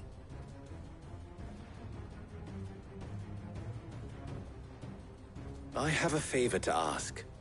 I'm told the bandits march in 2 groups, one from the south and one from the desert, in a move doubtless intended to stretch our already gossamer-thin defenses.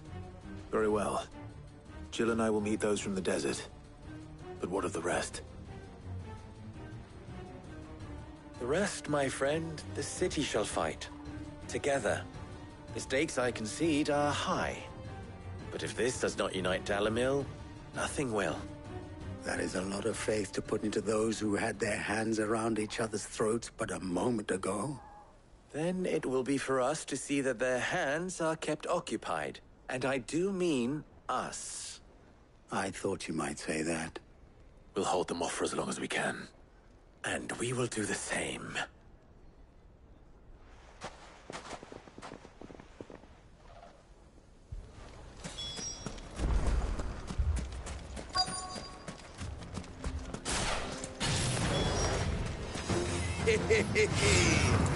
No women can come to welcome us.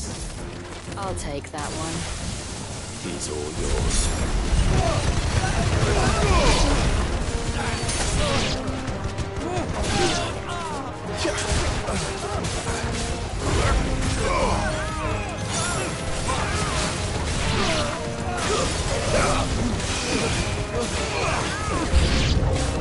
They mean to overwhelm us.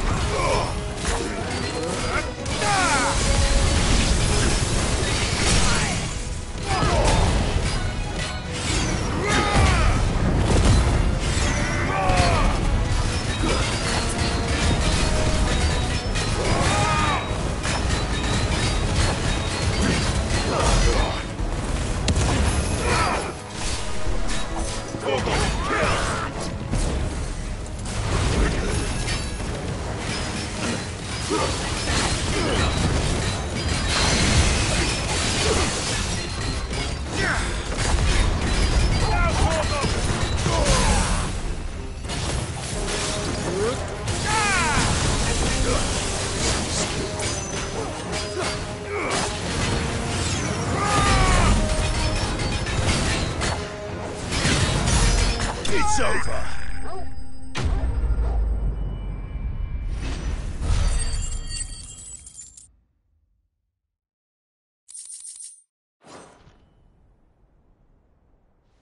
The townspeople. Could they have held out?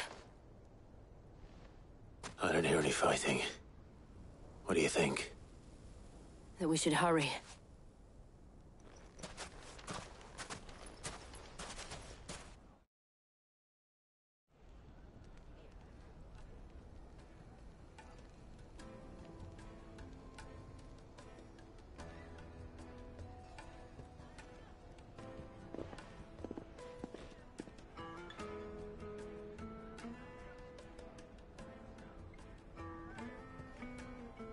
Natalie, I owe you an apology. You did well out there. The inn would have been lost had you not held the line. Without you, there would have been no line to hold. You saved us, Conrad. You saved Dalamil. We all saved Dalamil.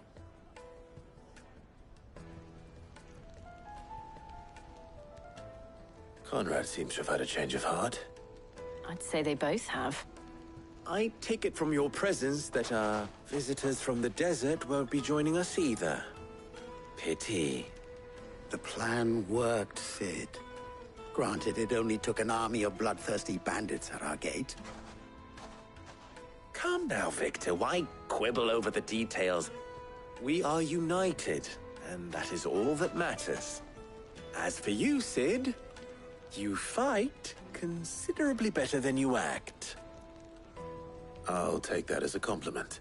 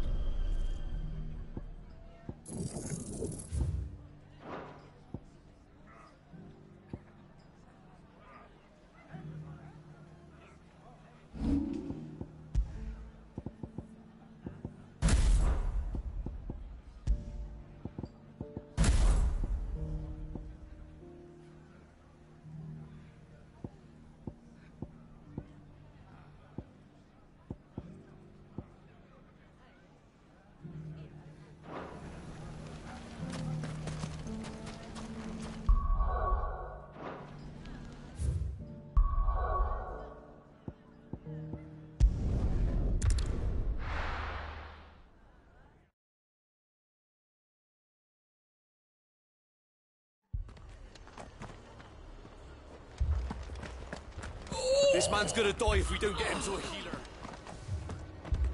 All our beds are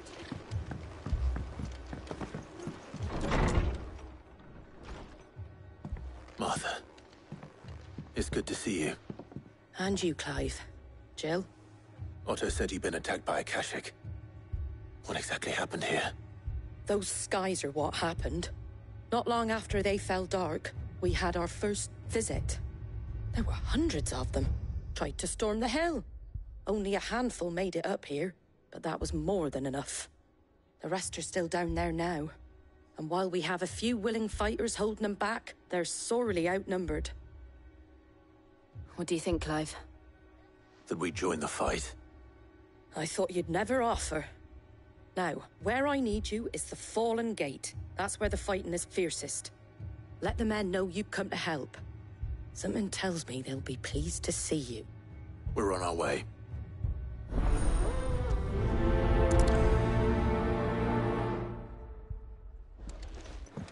Do you think there are as many as Martha says? More.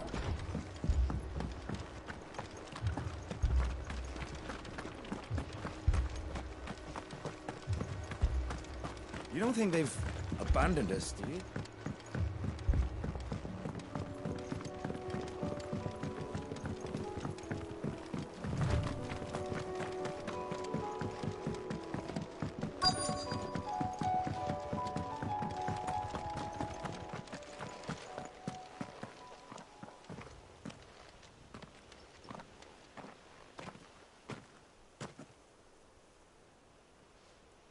Clive, wounded.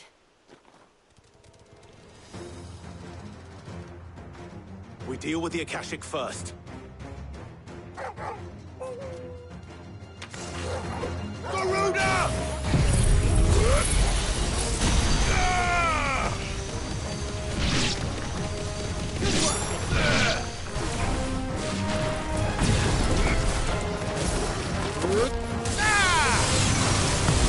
You're finished.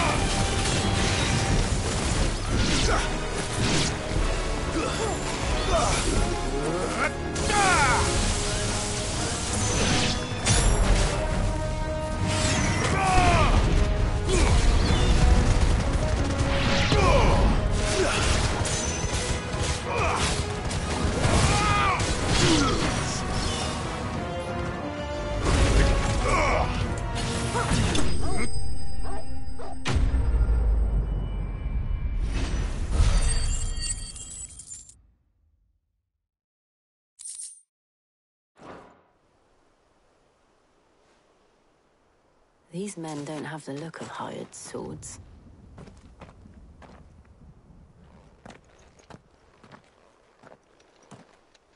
If you've come to rob this place... You are mistaken, my Lord Rosfield. We're here by Madame Martha's leave. How do you know my name? Forgive me, my lord. There wasn't time for introductions. We're with the Guardians of the Flame. Wade's men? But how did you come to be here? Where is your commander? Sir Wade left earlier with a scouting party to find out where the Akashic were coming from. Did he? Take your wounded back to the inn. Martha will see you're looked after. We'll join you anon.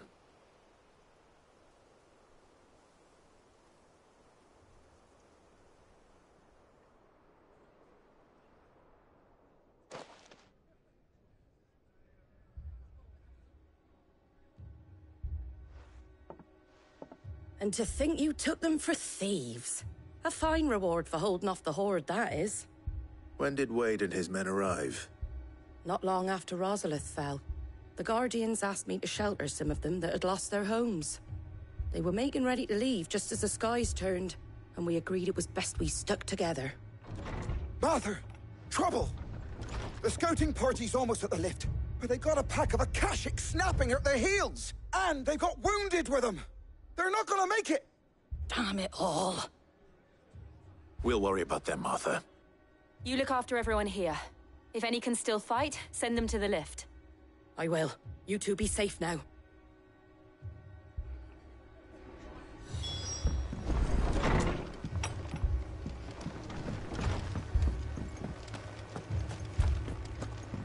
My brothers. Mad dogs, beloved.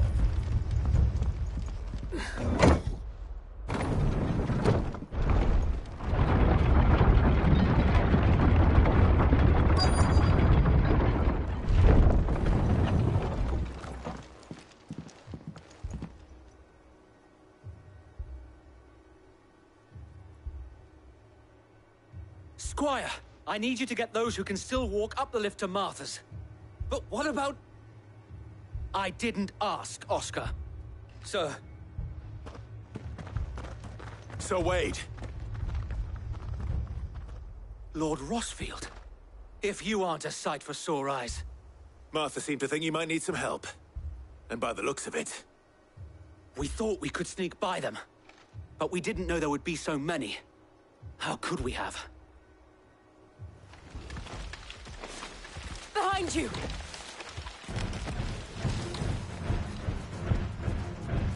Damn it! We need to get the injured to safety. Do you think we can hold them off? We can certainly try. Are you with us, Sir Wade? Always. Then let's do our duty.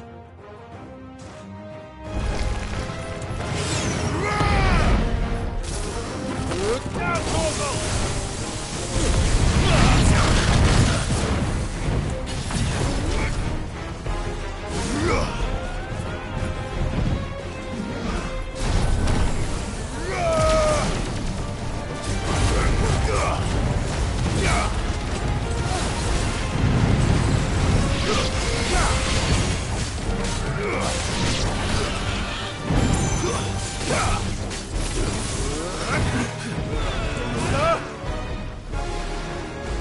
Nice try.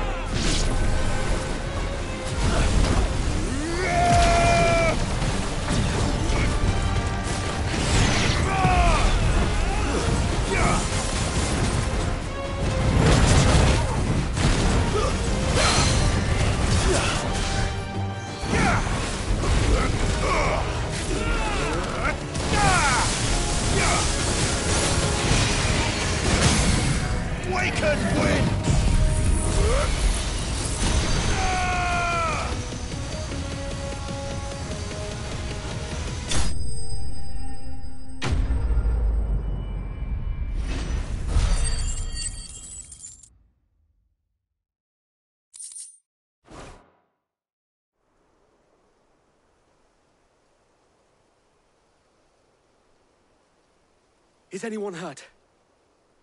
I don't think so. And yet again, you've pulled me from the flames.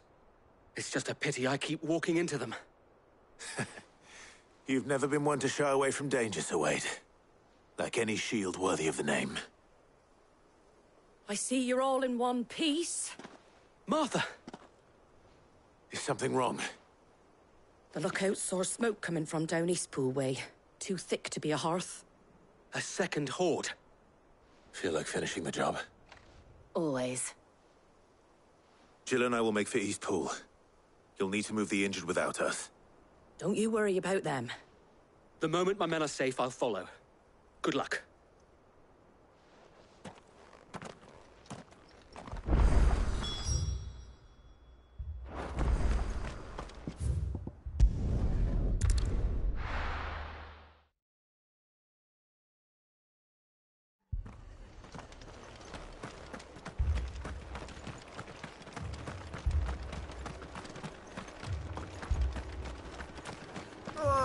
Just patch me up as quick as...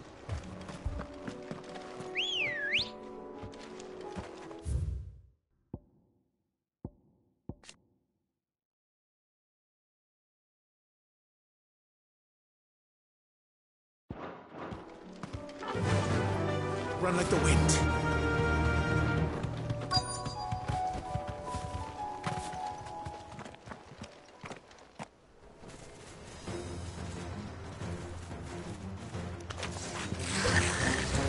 Headed for the rest. We have to slow them down. Martha and the others won't be ready.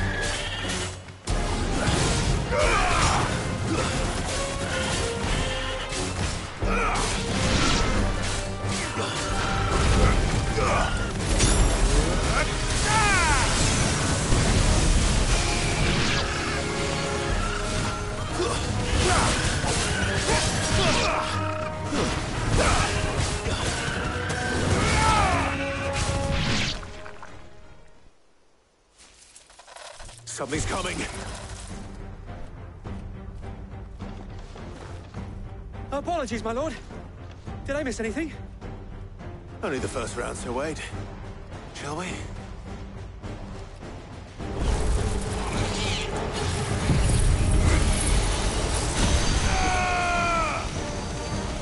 It's over.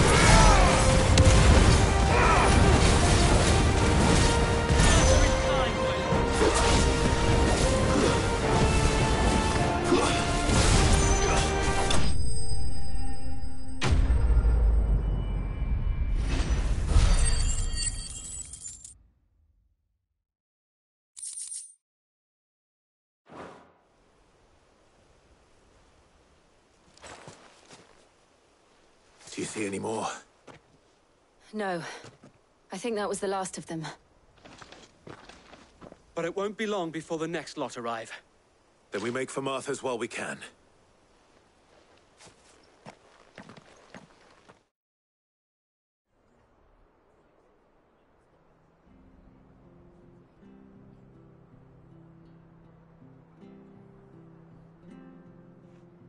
What did you find out there? The same as Sir Wade. Scores of Akashic. Well, wherever they came from, they're gone now. Our lookouts say the lowlands are clear. Hopefully we'll have enough time to lick our wounds. How many of your men were injured? A damn sight less than if you hadn't turned up. Thank you.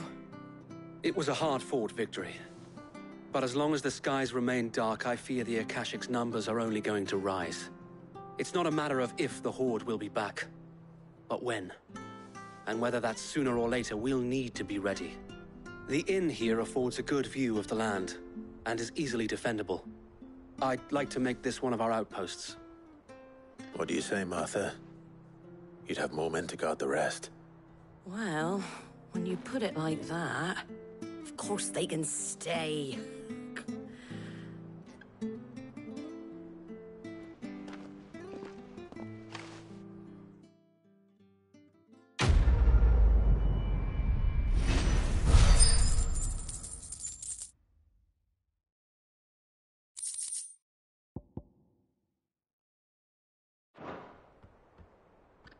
My lord, there's someone I'd like you to meet. Oscar, over here.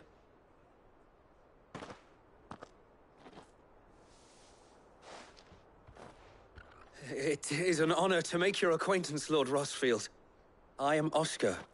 Oscar of House Murdoch. Murdoch? I wasn't aware the Lord Commander had children. Oh, he didn't. But his brother, my father, did. I am Sir Rodney's nephew. Well, go on, then. It's not for me to ask him. Yes, Sir Wade.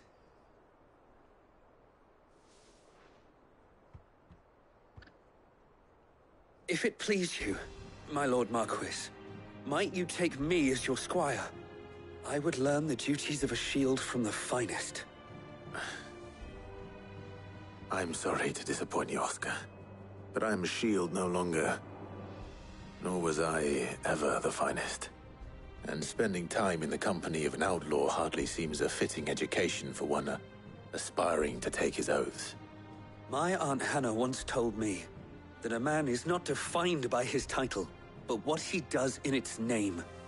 You have accomplished much since taking on the mantle of Cid, winning no little honor in so doing. And I would sooner serve under an honorable outlaw than an unworthy shield. Not that Sir Wade and the other Guardians are... I mean to say that, they're... It's all right. We know what you mean. There is only so much the boy can learn from me, my lord. But a squire... Would that really be so bad? You were a squire once. And I'm certain Sir Rodney would approve.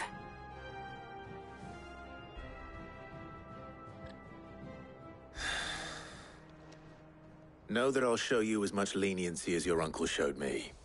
I would not have it any other way.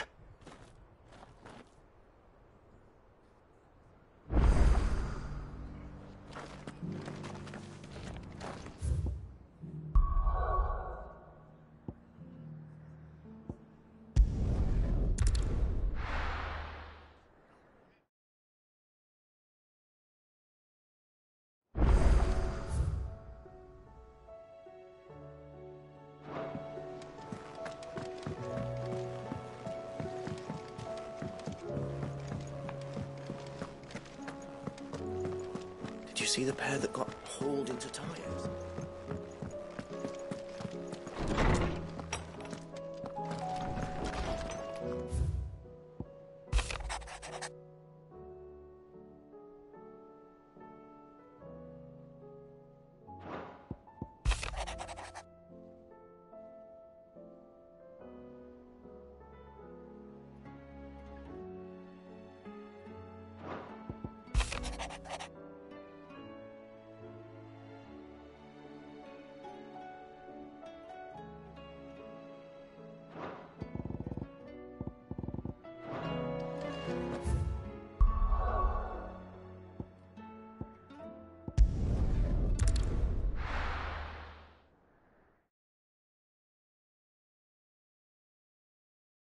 First we find Isabel. Heard a bloke saying he saw ghosts on the far side. I saw it with my own eyes.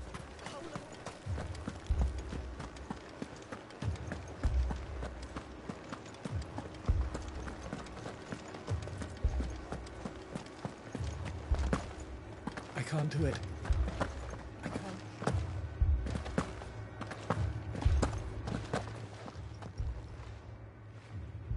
My lord. My lady.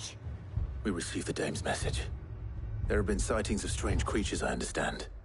With the blue eyes. Yes. Like a Kashik, but different. They've taken so many. I've lost count. Akashic, but different. Ultima's thralls. And what of your mistress? Is she here? Oh, no. She went to the garrison to ask what they were planning on doing about all this. Then we'll look for her there.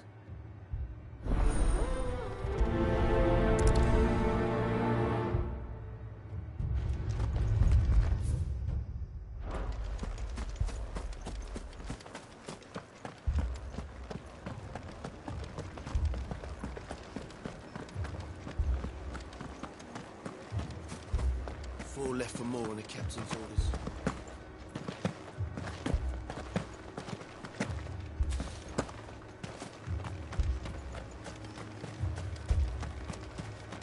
Madame, please! Half the garrison's been slaughtered by those things. We lost the captain this very morning. We've tried requesting reinforcements, but there's been no word from the capital or the Dominion in days! What more would you have us do? I would have you do your duty. Those at the Vale look to me for protection. And protect them I shall. Because they are my charges, and that is my duty. In case you have forgotten, the people of this town are your charges. But more than that, they are your people. Your sisters, your brothers, your lovers. So you have a choice. Lay down your sword and watch as they are slaughtered, or take it up and do what is right. She speaks the truth, you know. This here, it's all we have. It's all that's left. What we have left is our lives! Do you really want us to lose them as well? Not if we don't have to. Look, there's a cask under the captain's bunk. Let's talk about this over a drink, eh? I'm listening. I'll have a word with him.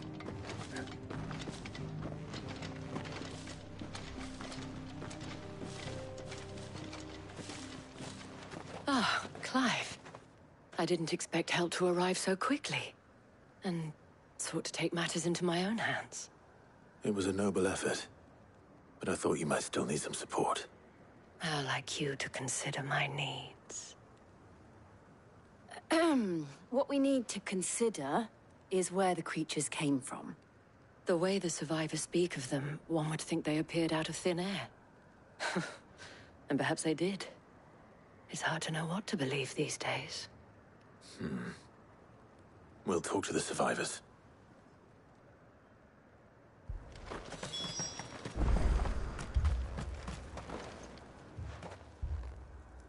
You're a pikeman, yes? What happened? I've got family in Moor. I heard the flood was spreading, so I went to see if they were all right. And a pack of them glowing things found me in the meadow. I ran for my life. I never did get to the village. Leave that to us. My family! Don't leave me, Paul. It's all right. Give me your... Did you see the creatures that attacked you? Creatures? Yeah, They came out of nowhere. They went for Joseph first, then me, and then they were just gone. Do you remember where you were? On the road from Oriflamme. We just passed Moor when... Where's my Joseph? It's all right. Just rest now. At least we have an idea of where the thralls might be. We should head for more. You saw those soldiers? assume you have a plan? We need to find out.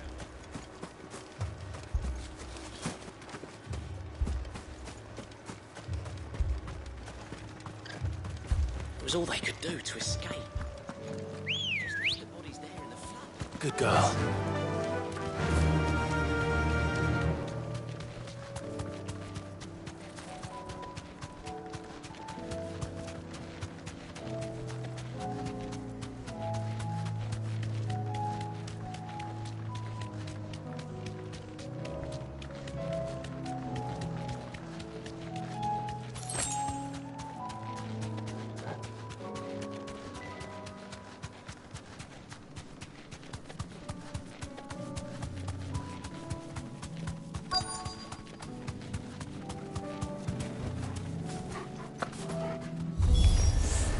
Clive, look!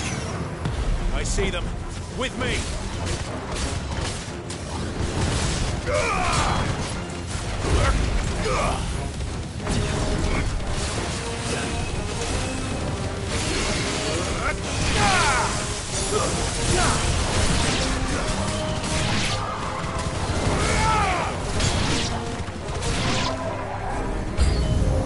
Should I prime?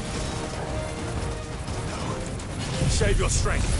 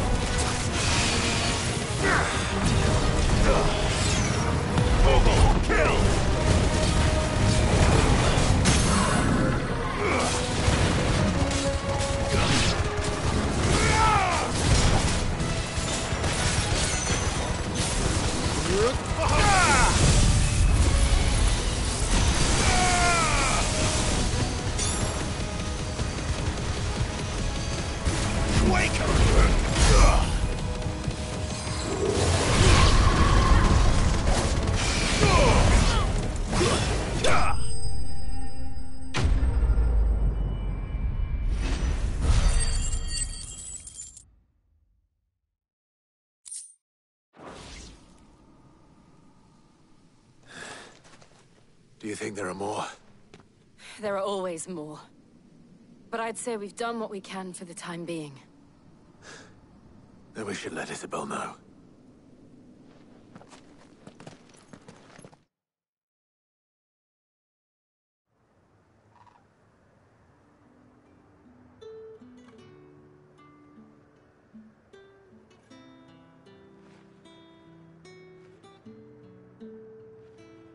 You have the town's thanks.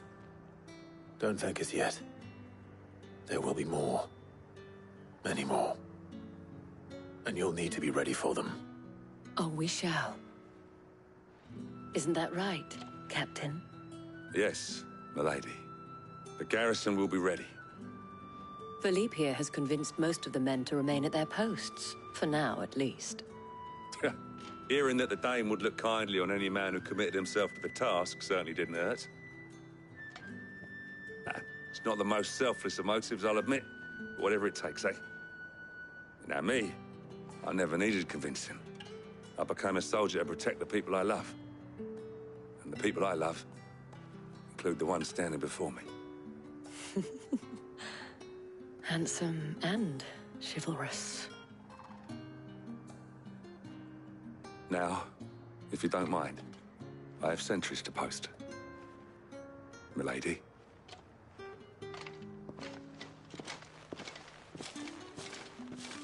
Lest you wonder, I'm not foolish enough to believe that this has solved all of my problems.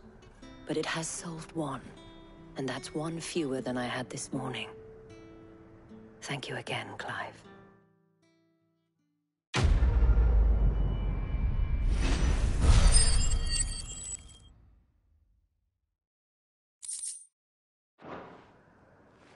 friends seem to have things under control.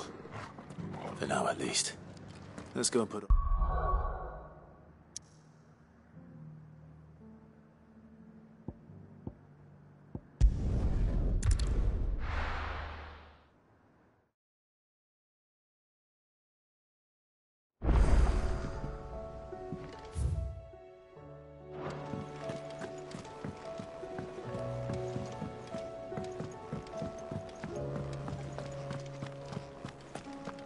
Did you see the pair that got hauled into tires?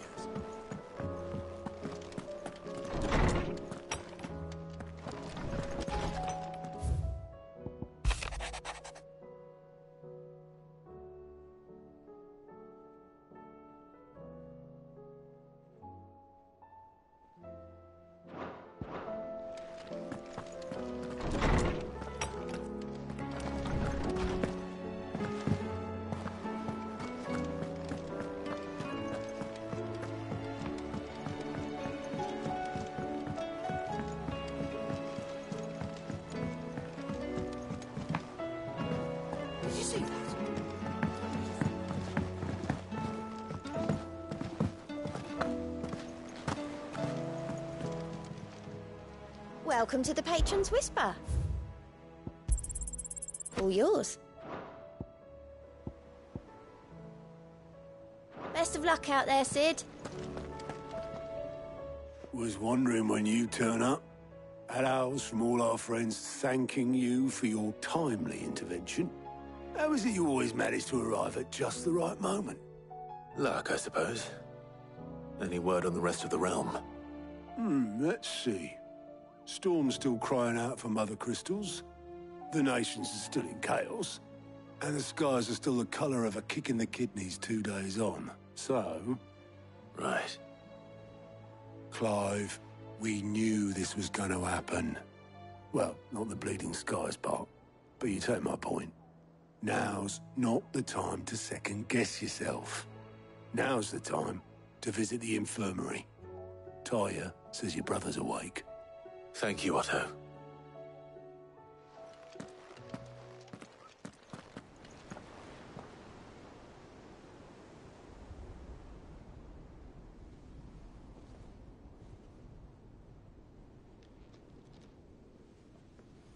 So it was not Sylvester, but Olivier who served as Ultima's puppet.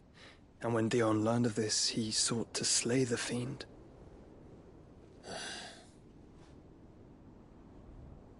Only for his father to take the spear that would have freed him. Enough to drive a man to madness. Small wonder he hasn't stirred. I would be afraid to wake. Had I but reached out to him sooner, warned him of the threat Ultima posed. But now, both an empire and her prince lie broken. Joshua, what do you know of Ultima?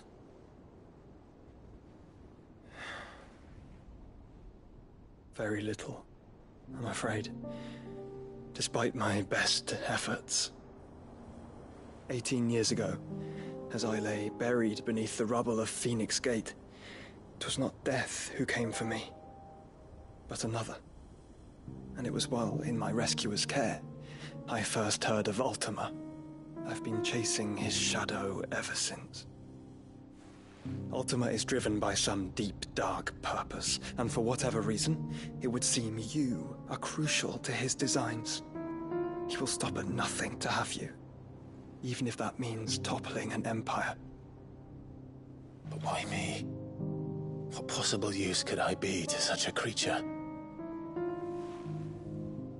That is one of many answers that have eluded me. Yet, I am certain of this. It is not mere chance. You were chosen for a reason. All dominants carry within them the might of an Eikon. Nigh limitless power that is at once acutely limited. I wield fire, and only fire. And I only ice. 8 wardens for 8 elements. But you, Clive, You are different. You're special. Your abilities begin with the flames of Ifrit. But they do not end there. The fact Ifrit can even exist goes against everything we thought we knew of dominance. Perhaps Ultima has been waiting for one such as you, whose potential is truly limitless. I've encountered that thing several times now. If it or he, as you say, needs me, why hasn't he claimed me as he did the boy? Were I to hazard a guess, I'd say the two of you are somehow incompatible. His mind not properly attuned to your body. His mind? Mind, awareness, spirit, call it what you wish. But I believe Ultima to be an embodiment of the concept. This is why I struggle and fail to contain him here inside me. I'm sorry. Inside you? With every setting sun, I feel my strength wane. And though the Phoenix's flames mend the prison I have made for Ultima, they do so at a cost. We must find a means to bring an end to him before I meet my own. What were you thinking? It was that or let him take Clive. And I've always had a soft spot for my brother. But that doesn't mean you should sacrifice yourself to save me.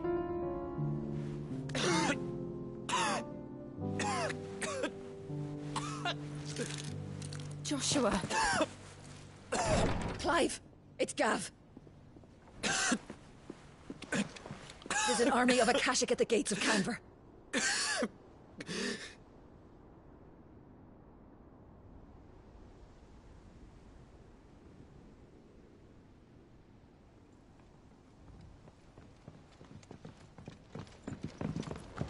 Well, what's the short of it?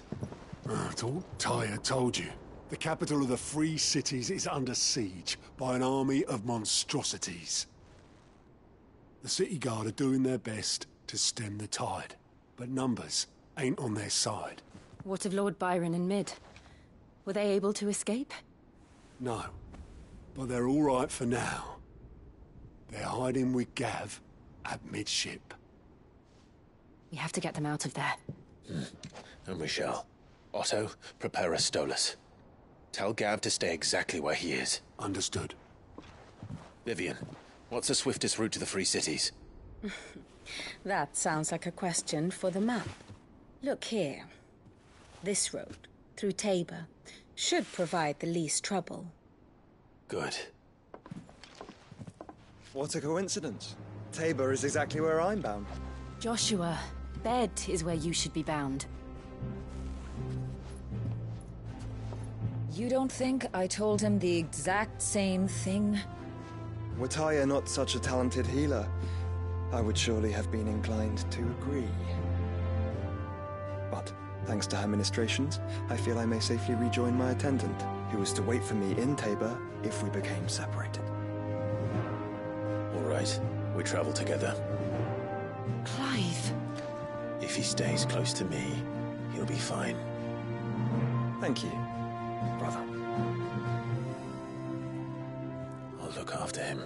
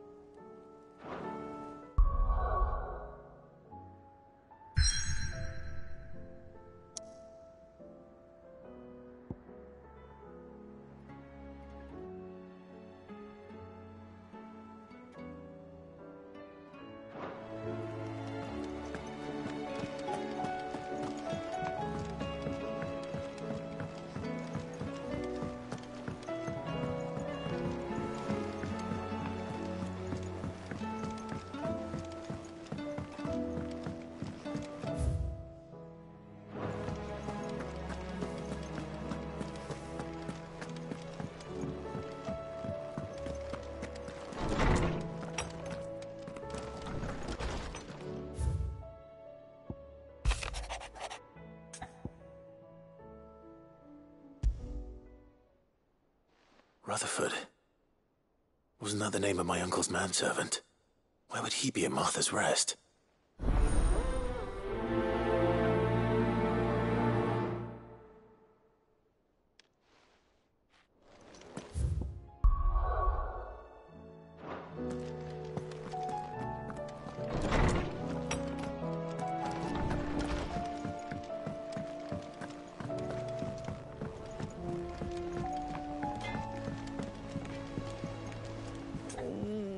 What am I gonna do? Is everything all right, Goots? You seem more discomposed than usual. Oh, I don't know what that means, but I'm in a bit of a muddle. Oh, I think Nan might be in trouble, and she's... It's all right. You can tell me.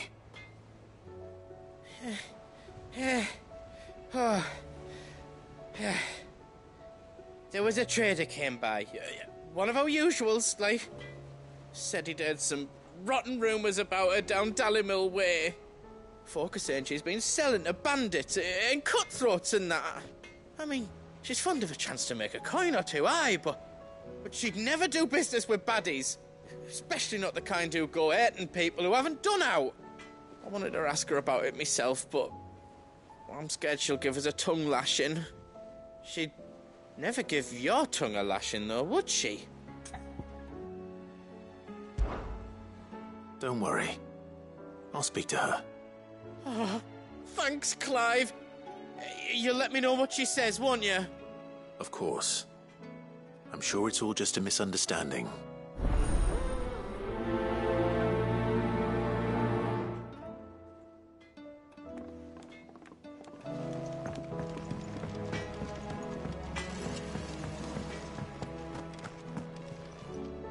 Lady Karen. How's business? Not nearly as foul as the weather. You're doing good trade, then? Both in and out of the hideaway? Can't complain. Wait. What exactly are you getting at? Not once in 5 long years do you pay my affairs half a care, but here you are today, raking me over the coals like a bloody popoto? Just asking. Out of interest. All right. I'm here because I was told that certain rumors have been circulating.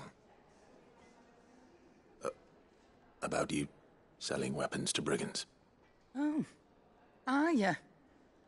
And who was it who knows me so well as to tell tales of my evil exploits? I didn't exactly hear firsthand. All I know is that someone in Dallimil has been spreading word to that effect. And what? You believe it? You think I'm profiting off the blood of innocents, do you?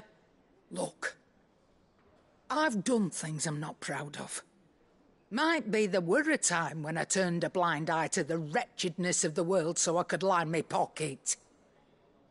But that woman is no more. And you'd know that if you'd ever paid the slightest bit of notice. You're right, Lady Karen. I apologize. It was wrong of me to doubt you. Aye, it was. Now, I reckon you've got better things to do than pointing your do-gooding finger at a poor old woman. Of course. Good day.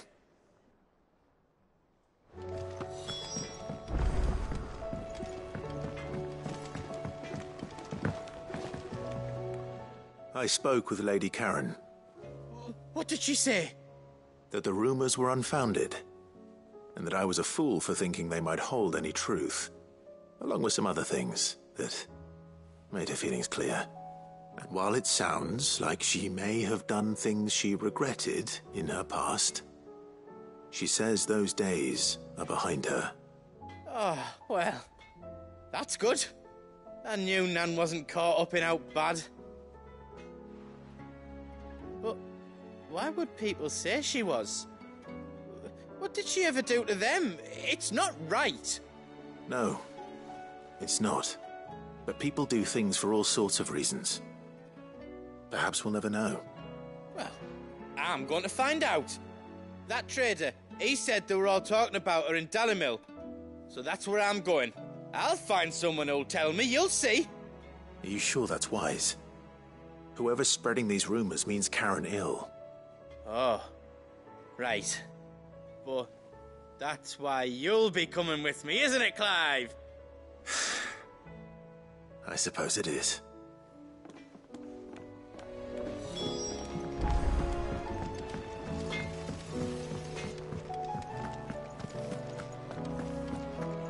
Seems the hideaway is Blasted lost. book. Here, you put me in this situation, Clive. You can bloody well get me out of it. I need a hand with a recipe.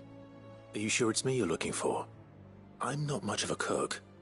I'm all the cook will be needing, thank you very much. What I want from you is a little of your time, right? Oh, and perhaps your sword. You remember Ivan's stew, right? Well, despite the look of the thing, and that awful stench, people wolf it down. So I thought I'd try making one of these supposed masterpieces myself. Had a peek at the book and gave it a go, but, well... It wasn't as straightforward as you'd hoped. Ivan had the same problem. Yeah, but this is my blooming kitchen, and I will not be outdone. So if you don't want to be seen as playing favourites, I suggest you lend me a hand.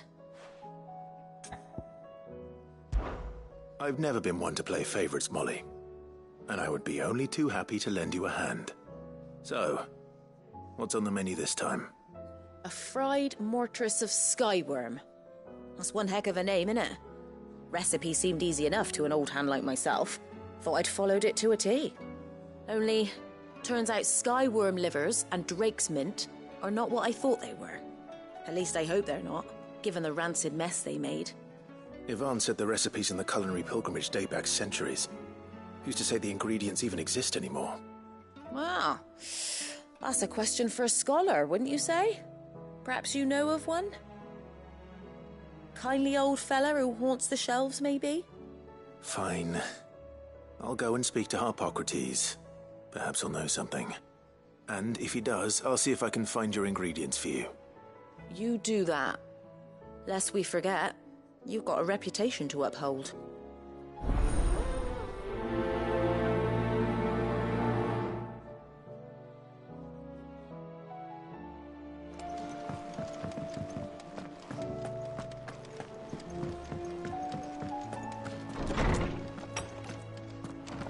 Is a storm coming, Sid? Lawsman Harpocrates. I've come to pick your brain if you don't mind. It's about the book you lent Ivan. Ah, Valisthea, A Culinary Pilgrimage, a classic. One of my favorites, in fact. The young man did a wonderful job with the Chance's stew. I do hope we shall be able to sample more such marvels in due course. That's actually why I'm here. I don't suppose you know where I might find skyworm livers and drake's mint. Ah, so the fabled Sandbrequois delicacy is next on the menu. Delightful. The descriptions of fried mortress never fail to make my mouth water. Now, skyworm is a somewhat antiquated name for the wyvern, their ground livers being the paste from which the mortress is made. Dragon livers. How very Sandbrequois. One would have thought the disciples of Bahamut would have a touch more reverence for their Eikons' brethren, but apparently not. I believe the specific dragon the recipe demands is the blueback wyvern, said to be the very colour of the sea beside which it resides. So we know where to look for our liver. But what about the drake's mint? Saint's bonnet in contemporary parlance, a herb which grows along the North Reach coast. I gather that one can locate the cheerful yellow flowers by their heady scent alone, so I'm sure you'll have no trouble finding them. I may add that people once believed game was best served with the flora that sustained it in life, in which regard fried mortress of skyworm is undoubtedly a typical dish of the time. Meaning that if I find one, I find the other. To Northreach, then. Best of luck, Clive. And do save me a bite once the dish is complete.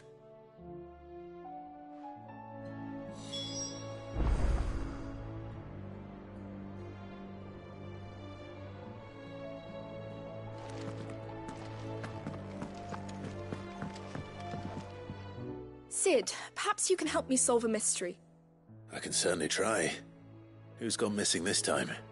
It's not who, but what. Mid's scales, the ones she made for her workshop. I borrowed them to teach the little ones about weight, and shortly after the lesson, well, they vanished. My first thought was that they'd taken them off somewhere to play, but when I asked, they swore they had nothing to do with their having disappeared. Which almost certainly means they had everything to do with it. Perhaps a visit from Sid will jog their memories. I think it just might. Thank you. I don't like to imagine that my pupils would lie to me. But if they have, I'll have no choice but to discipline them accordingly. They were in the atrium when I last saw them. As always.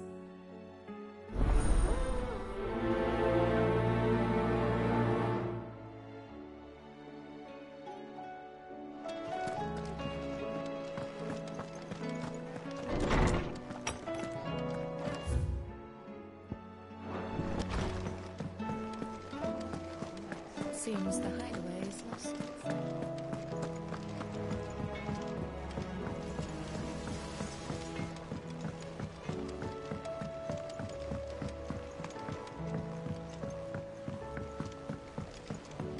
I heard the Emperor was impaled on his...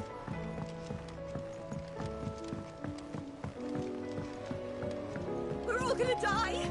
You hear me? What do you reckon we should do?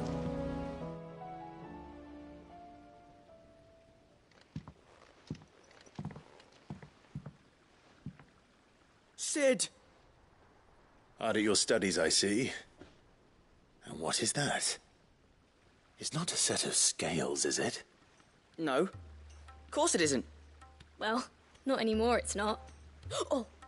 And just how long hasn't it been one? We're sorry. But we didn't break them. We dismembered them. Just like Miss Mididol showed us. Miss Mididol? And why would she have you dismembering her creations? Because that's the only way to become a ninja-neer. Miss Mididol said, the best way to see how something works is to take it apart and put it back together again. Well then, your work is already half done. Carry on. About that. The taking apart was easy enough, but it's the putting back we can't work out. Speak for yourself. The heavy thing goes at the bottom. Then...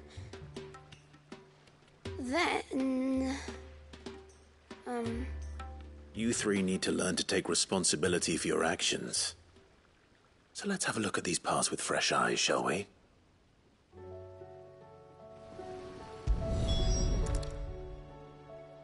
All right. Everything here was once part of Miss Mididol's scales. Every piece has its own role to play, and each is just as important as the others. If even one of them is missing, the scales won't work. So let's think about what those roles might be. You already know one of the pieces. The body. Its role is to support everything else. But what of the others?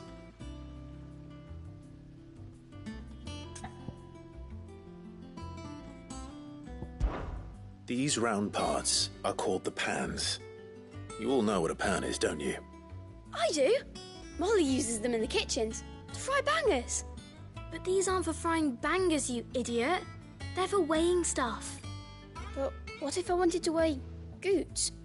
I don't think he'd fit on that little thing. Probably not.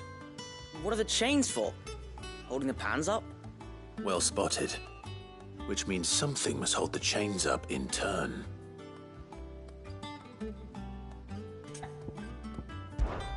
This tiny piece is what's called a cogwheel, or gear. Have you ever seen one before? I have. Miss Mididol's dungeon is full of them. Most are on the floor. She puts them in all her inventions. They spin round and round and round and round and... That's right. They're very useful when you want to make things move.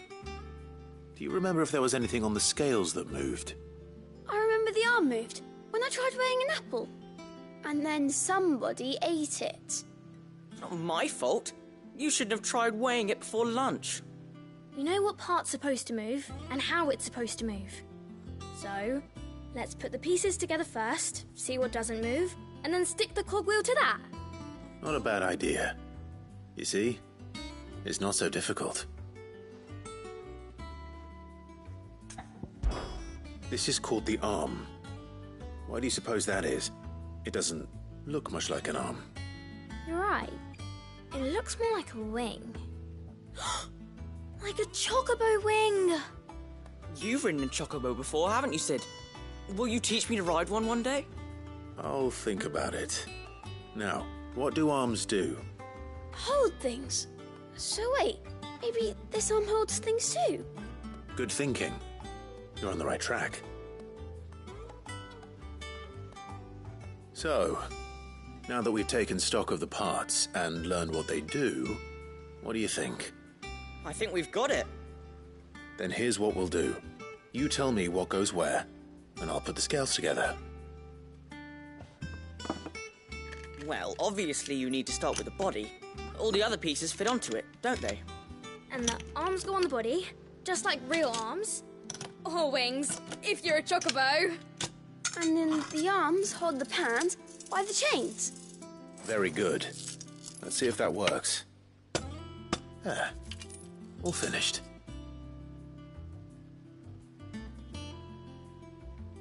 Yes! We did it! Well, with Sid's help. Oh, I just put the pieces together. It was you three engineers who showed me how. That's right. We're Miss Mididol's hairs. Her hairs? Yeah, hairs for the future. She's showing us her secrets now, so we can help out the hideaway when we're older. What do you think, Sid? Are we almost ready? With a little more help from Miss Mididol and Miss Shirley, I'd say it won't be long at all. You hear that? It won't be long. Until then, though, do try to be honest with Miss Shirley.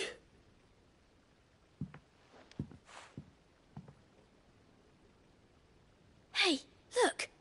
We never used the cogwheel. You don't think Sid forgot about it, do you?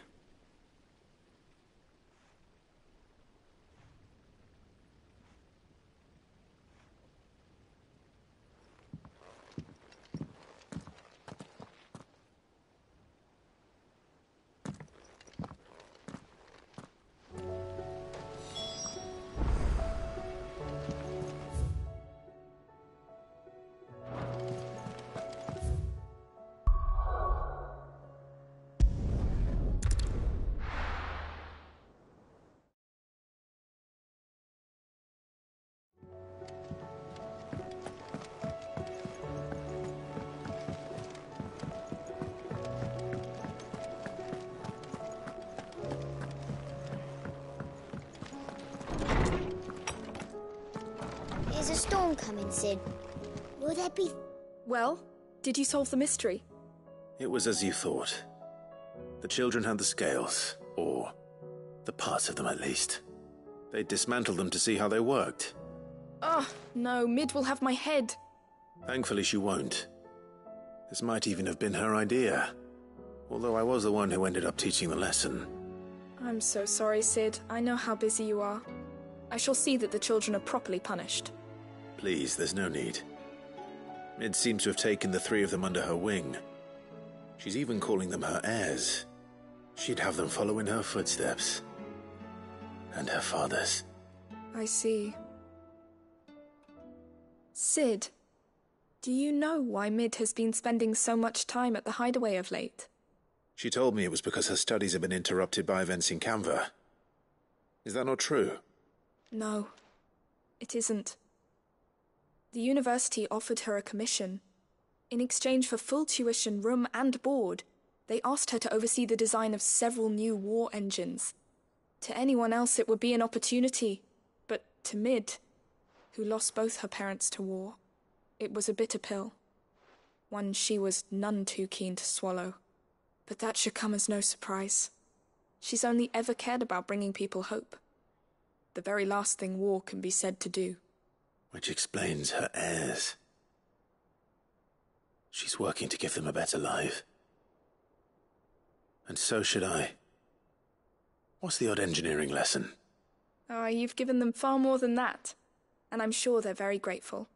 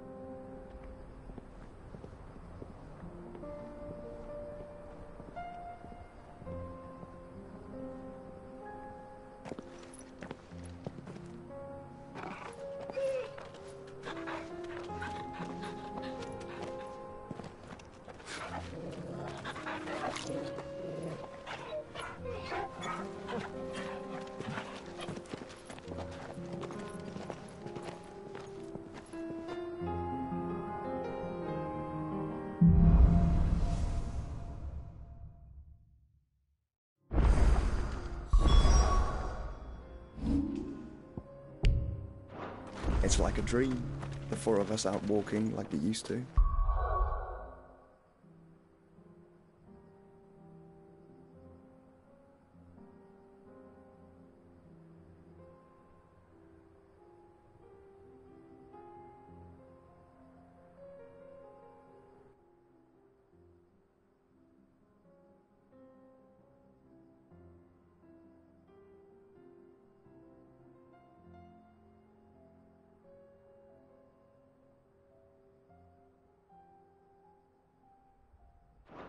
Enjoying this, are you? Gav and the others could be in danger as we speak. You're right.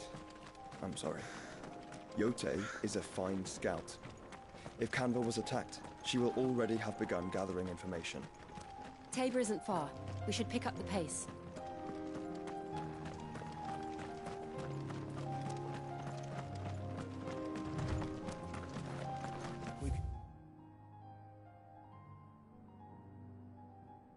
Use the ruins to cross the ravine. Assuming they will allow it, the Echoes have a will of their own.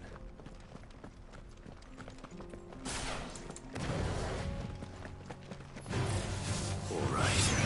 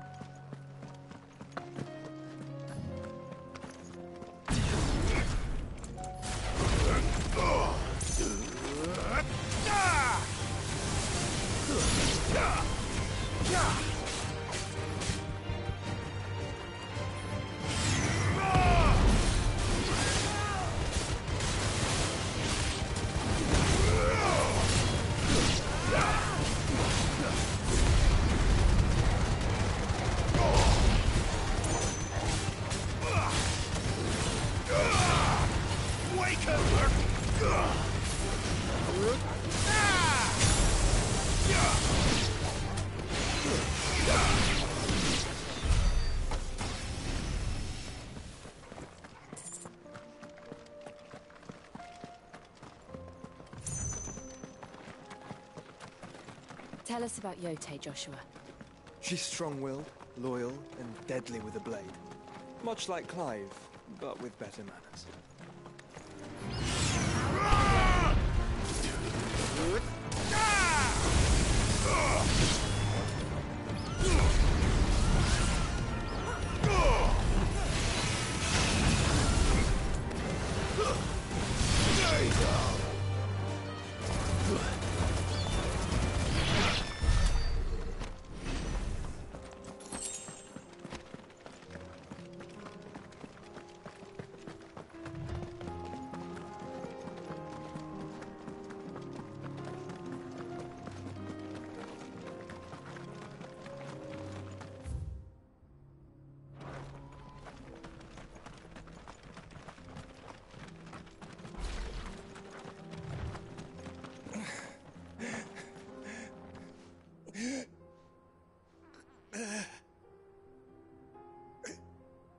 were injured. What happened here? Where are your comrades? The ether flood up ahead. It swallowed our camp while we slept. My own men did this. Turned every last one of them. There's a village not far from here. Tabor. The people were kind to us. It's only a matter of time before they won't stand a chance. We can't let those monsters reach the...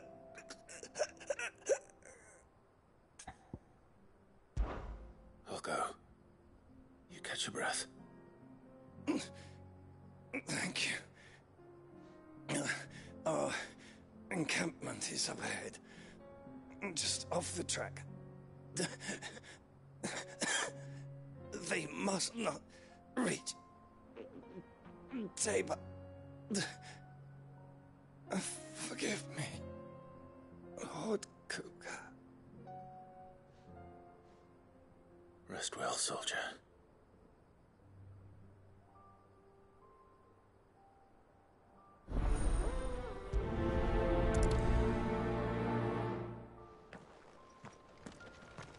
You said the ink. That one was close. Let's hope the Akashic are still there.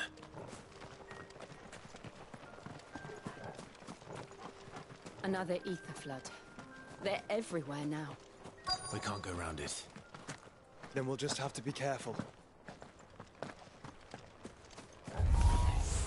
Good. I got here in time.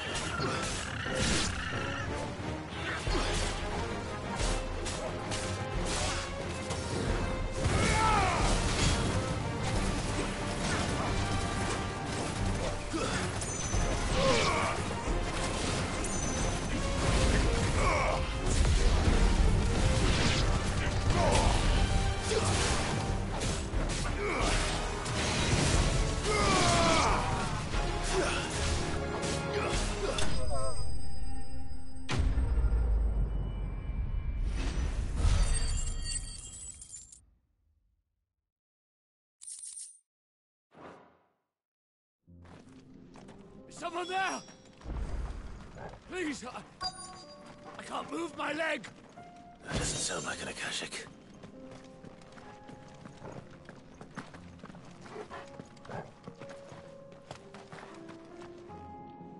You're with the battalion? I am. I heard the fighting. Are the others? Taken care of. One of your brothers in arms told me what happened and asked for help. Another survivor? Where is he? Tell me. His wounds were too deep.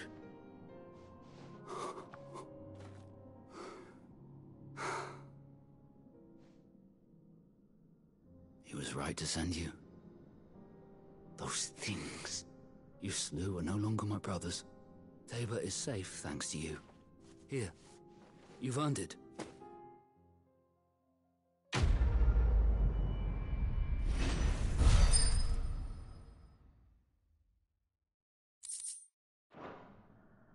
You seem familiar. Have we met? You must have me confused with someone else. Wait. That scar. Son of a whore. You're Sid. I was there, in Cosnis, when you killed my brothers. I was there in Rosalith, when you killed my commander! My war with Hugo Kupka is over. I bear no ill will toward those who followed him. And what of my ill will? Coward! Draw your steel. Lord Kupka shall be avenged!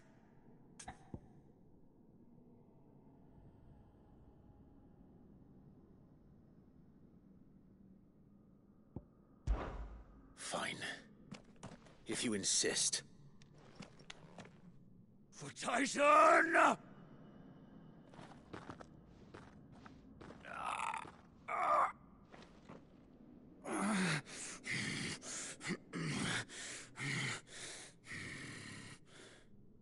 You're in no fit state to fight. And this should be easy for you. Come on. Kill me! For what? The sins of your master. You and I have no quarrel, and I will not strike a man who cannot defend himself. No. I won't be deceived. Lord Kupka told us of your crimes. You are an outlaw. A murderer, not some man. Like you or anyone else. I am nothing like you. But if you're not gonna kill me, then go. Leave! Just know that I will find you, Sid. Someday.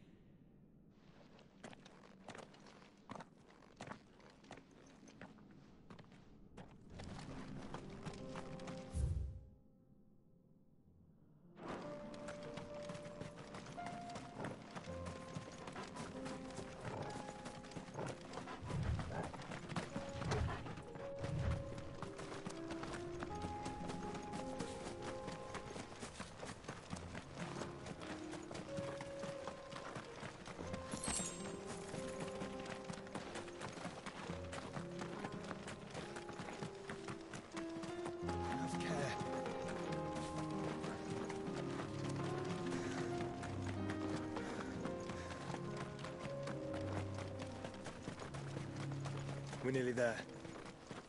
Have you been to Tabor before? There are a few places I haven't.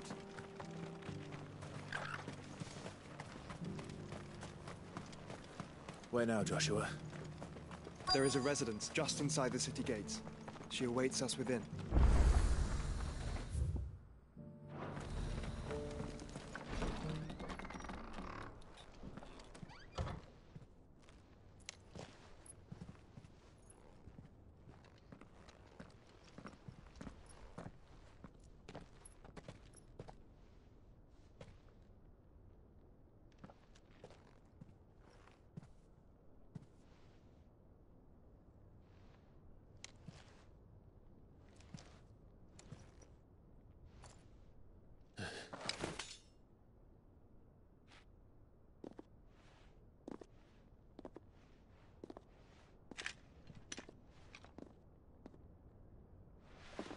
My Lord Marquis, it is an honor.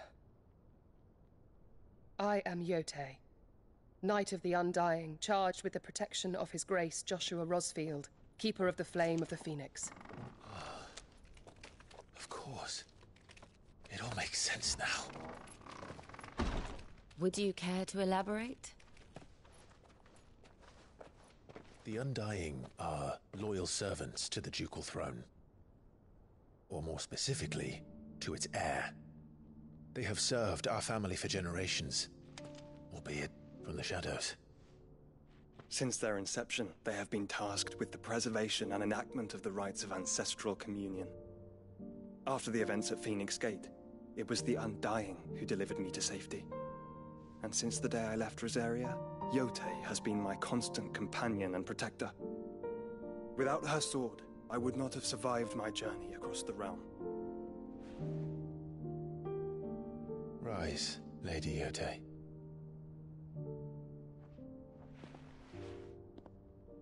You saved my brother. I owe you a debt I can never repay. I but did my duty. Come now. Tell us what you've discovered. Your Grace. It is as you feared. The vessel we spied off the coast of the Crystalline Dominion on the night of her fall. It was the Einherjar.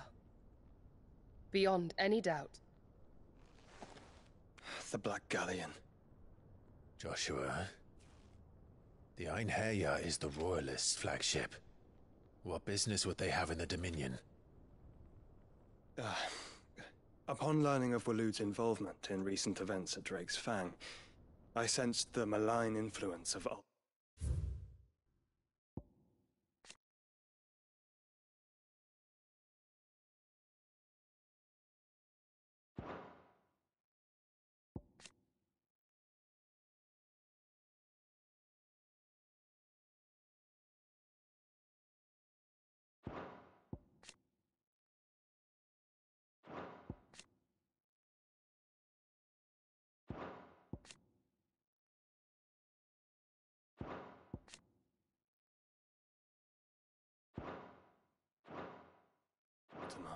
and bid Yote and the Undying look into the matter. We have reason to believe that the Black Galleon weighed anchor shortly after the fighting began, and set a course due south. For Canva. Then it is Waloed knights who besiege the cities. What is left of them, yes. And the Black Galleon sails at but one man's behest. Barnabas Tharm.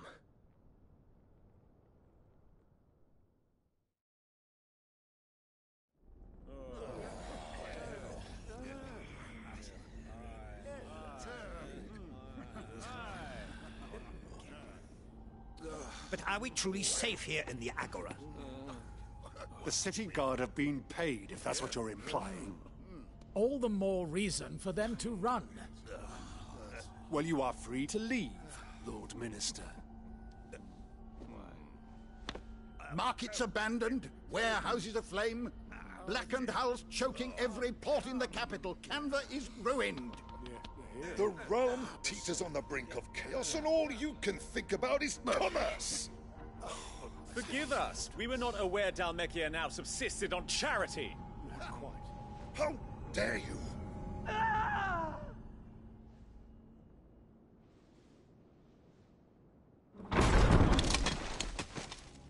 Distinguished members of the Council, you must forgive His Majesty this intrusion. What is the meaning of this? A trifle crowded, but I fear it will have to serve, my liege. Very well.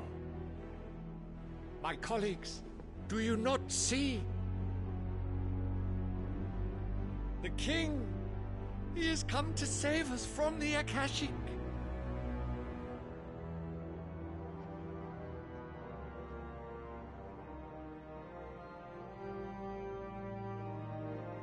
He is a gift from the heavens, divine intervention, our very salvation.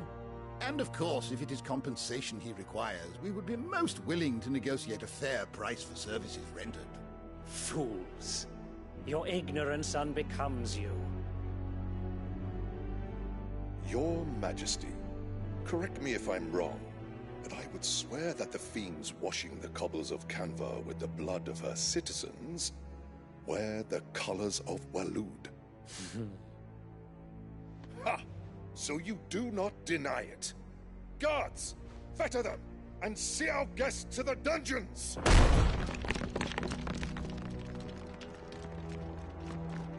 Enough.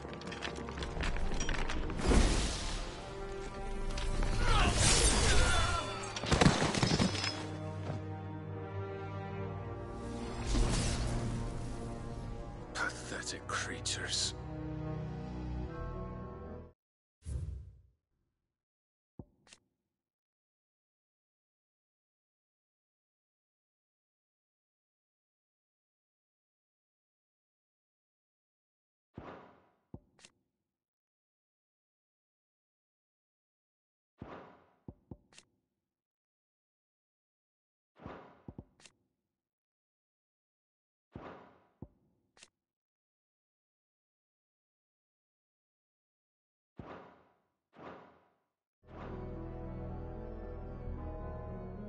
That you should imagine yourselves worthy of salvation. The girl is still here, Somewhere in the city, her consciousness fair dripping with her late father's hubris. A consciousness to which Mythos is inextricably bound and inexorably drawn. See that he is made welcome. Yes, Your Majesty. Come, Mythos. Surely the prince's light cannot have sated you.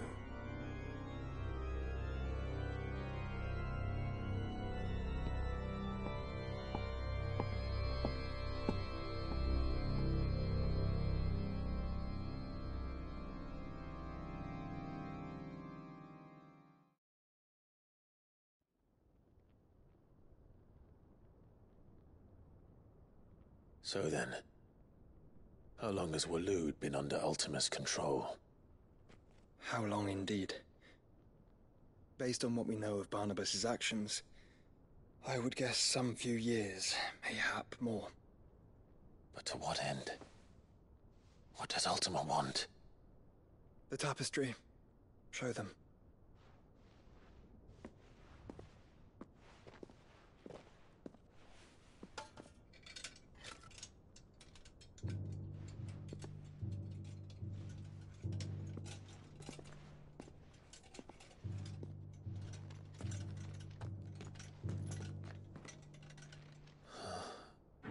By the flames.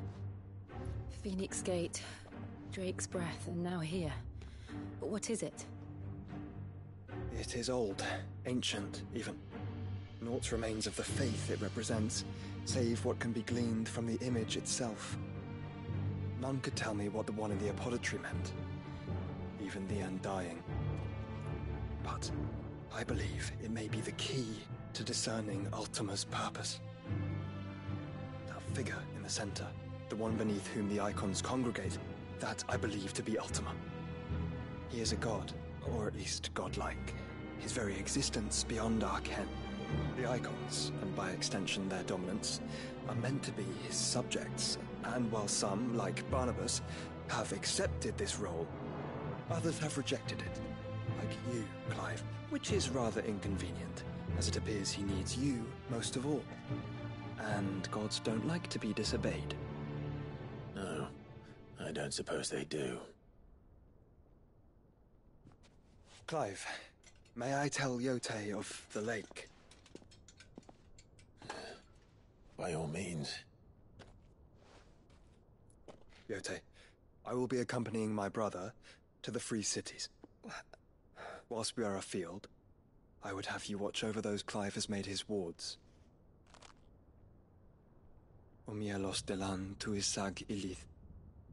Though well concealed, the hideaway lacks trained fighters to defend its occupants should they be discovered.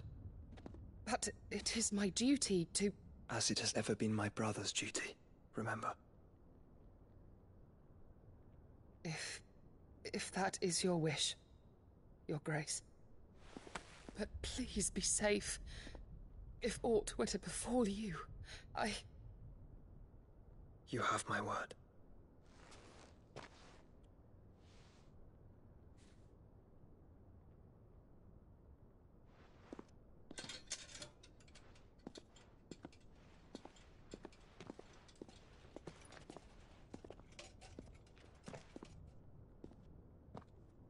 Farewell, my lord, my lady.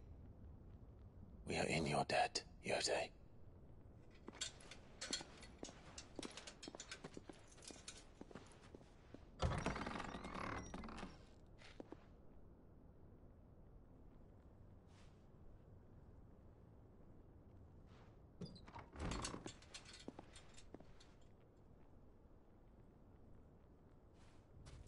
Let's find our friends.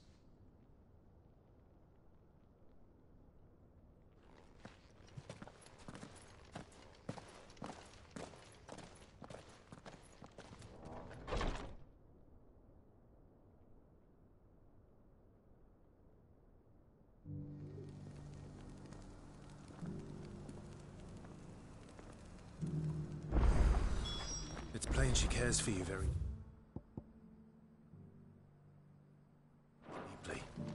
And I her, which is why I had to let her go. Opportunity beckons. Is that blade for hire, perchance? Because I have a mind to make a killing. Figuratively, I hope. Well, yes and no.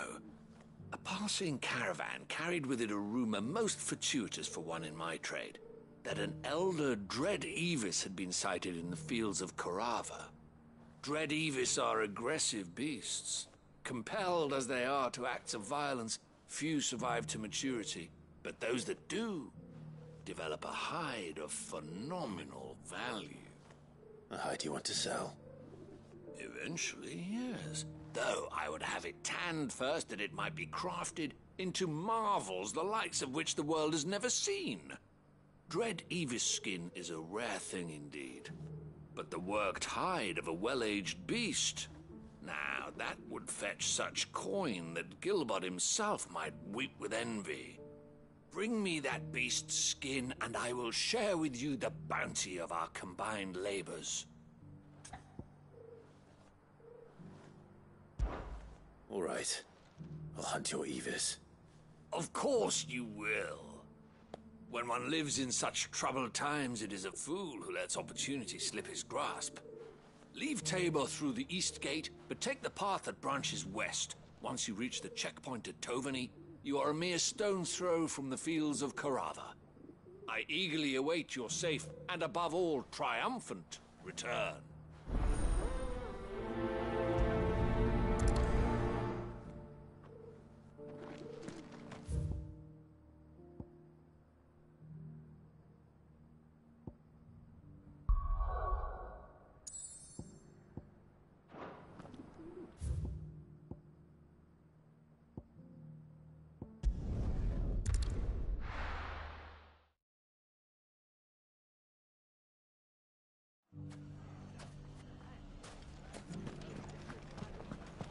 The bandits may be no more, but look what they've left us. It shouldn't be too hard to find goods. The gentleman of the town guard was back.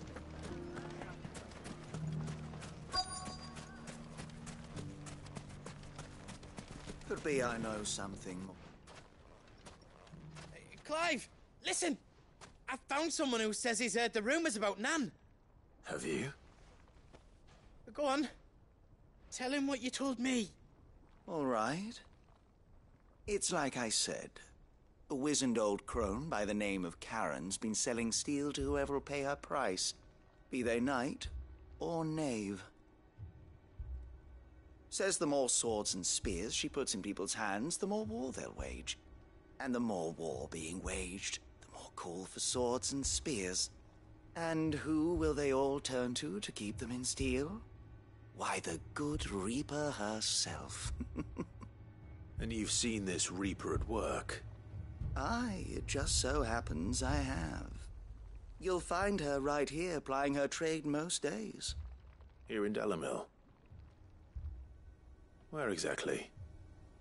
She has a stall here in the market, but if you're not the patient type, you can probably find her at her storehouse on the edge of town. But it'd be a bolder man than me that braved that particular nest of vipers. Feeling bold, traveler? I hope so, for your sake. Now, if that's all, I have places to be. Sorry to have kept you.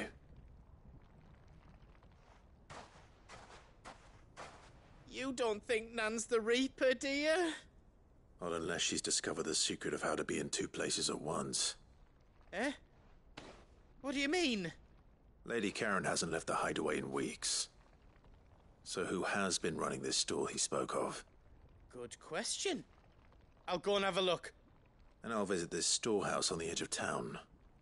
All right, but be careful, Clive. You too, Goots.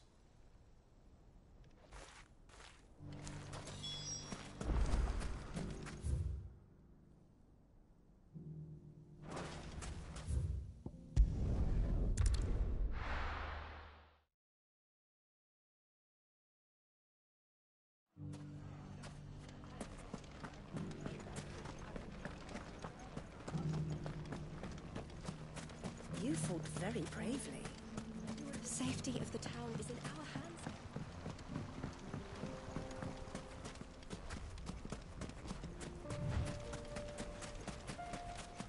Time to brave the Viper's Nest.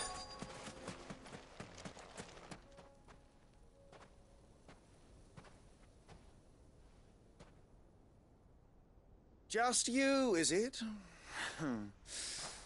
Thought I might have laid it on a bit thick. It was a fairly unconvincing tale. So, what now?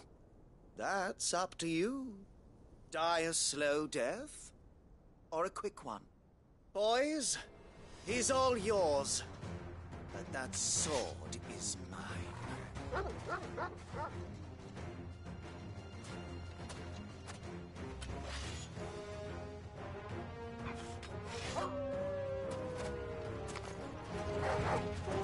Leave now and we could pretend this didn't happen.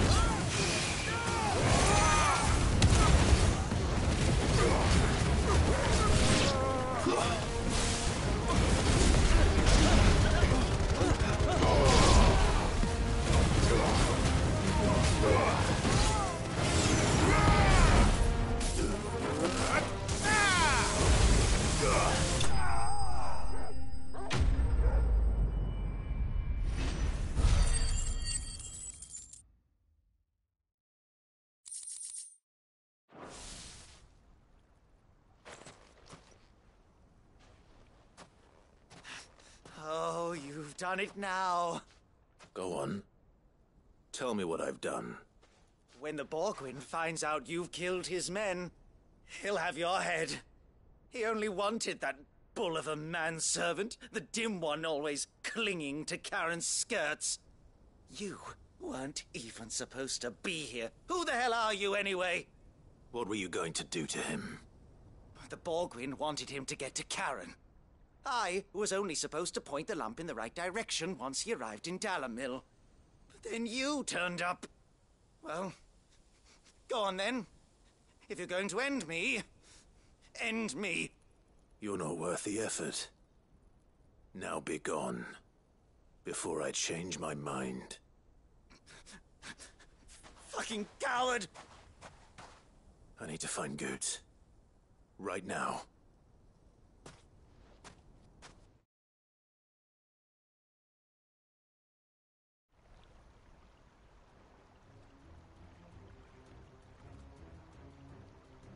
Get your filthy paws off me, you naughty-pated lout! Stop calling me names! And stop spreading them horrible lies about Nan!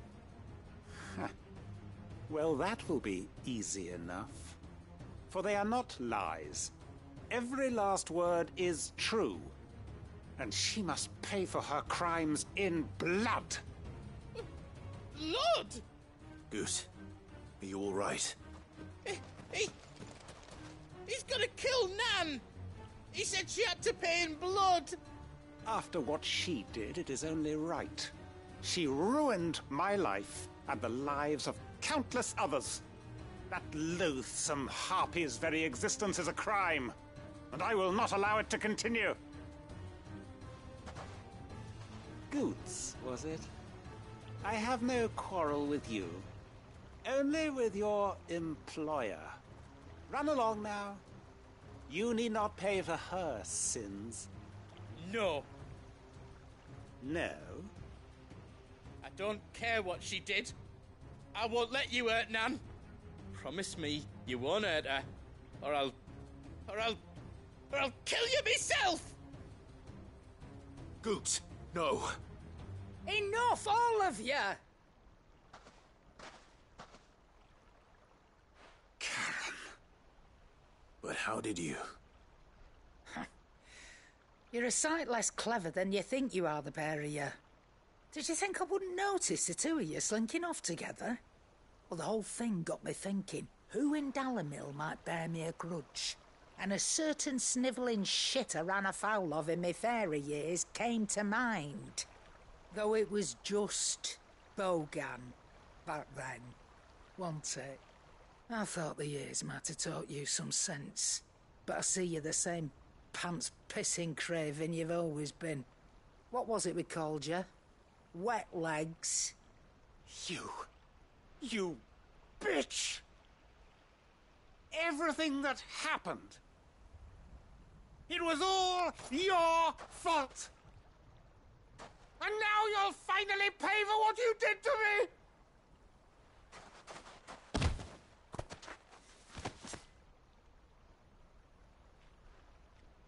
Goots, you... If you want a piece of Nan, you'll have to go through me. Fuck! You great galoot. Out of the way, I can handle this myself. So, wet legs, you remember what you told me when we last met? An eye for an eye. Wise words, Sam. Wise words. And now, it's time to collect.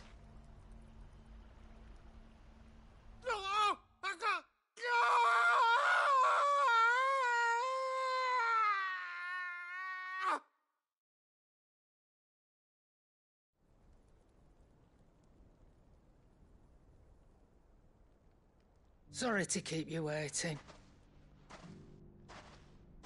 Is he... dead? No. But I reckon he wishes he was. It isn't easy going through life one eye short of a pair. After all, I should know. You don't mean... Oh, don't tell me you didn't notice. Lost it to old Wet Legs back when we were working the same routes. Said I'd stolen from his strongbox. I'd done nothing of the sort, mind. But that didn't stop him taking his little revenge. So I took some of my own. Sorry, lost everything. His coin, his clients. Always knew he'd be back one day to claim his due. But he crossed a line dragging poor Goots into this. He didn't hurt you, did he? No, Nan. Still got all my arms, see? Legs too. But what if he comes back again? What if he does? First we take the other eye, then we work our way down. He'll learn his lesson soon enough. But something tells me the Wet Legs has learned it already. Right. Let's get you back to the hideaway. You've attracted quite enough attention already. Ta-ra, Clive. Remind me never to cross you, Karen.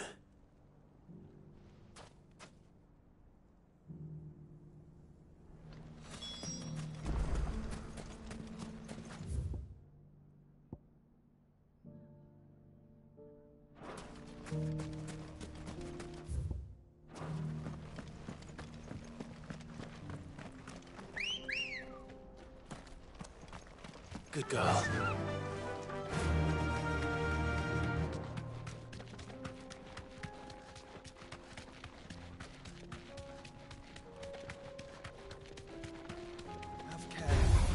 Time to fight.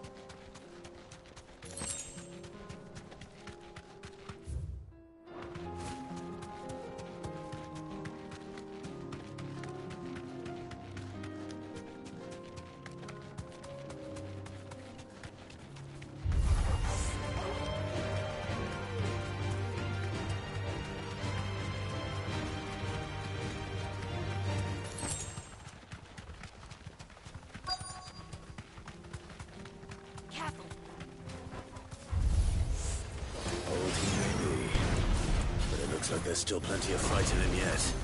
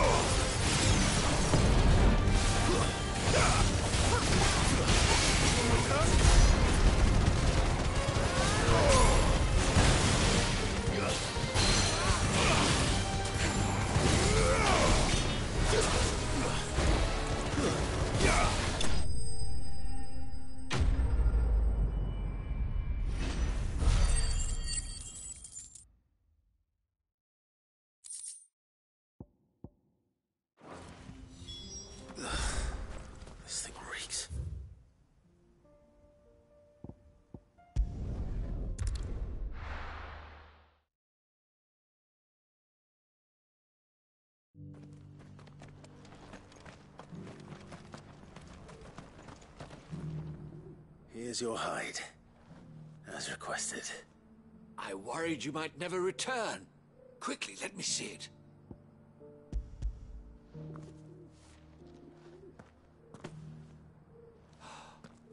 Oh, as supple as a maiden's cheek, yet as adamant as her virtue.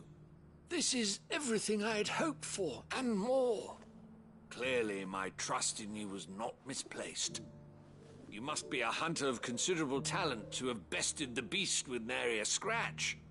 Join me as my honored partner. With my means and your might, we shall be as wealthy as the merchant kings of Zemeckis. I don't plan on making a habit of this. I'm busy enough as it is. Very well. Though I believe fate had a hand in our meeting, it would be unbecoming of me to beg. Do not allow me to keep you from being about your business. Here, for the hide.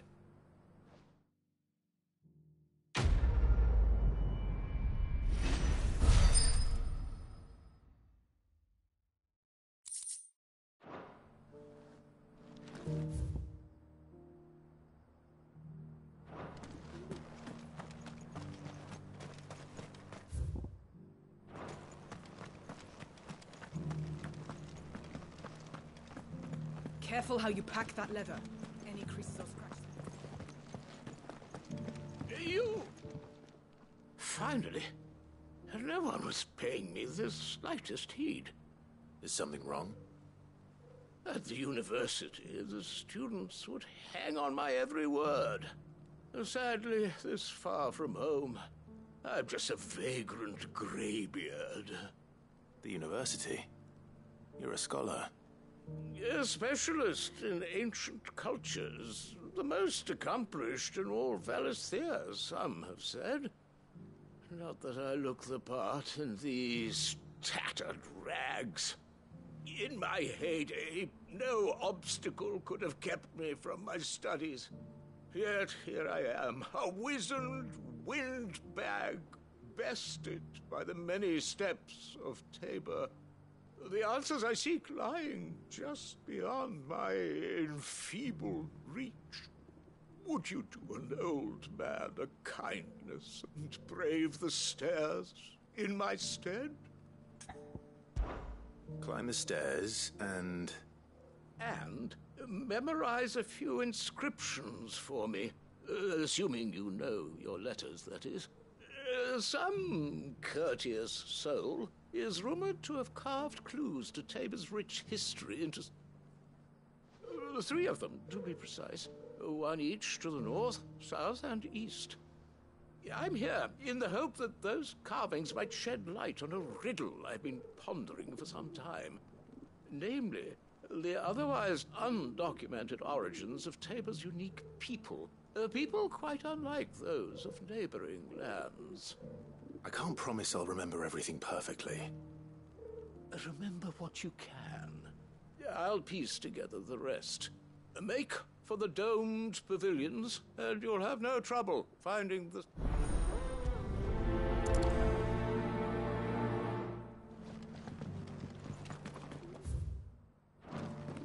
How are those new boots treating you?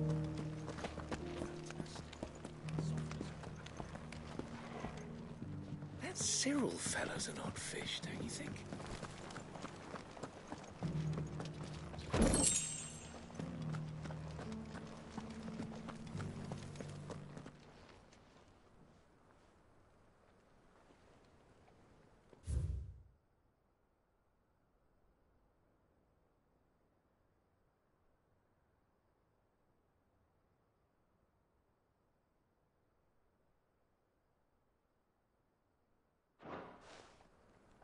No history would be complete without mention of the mother crystals.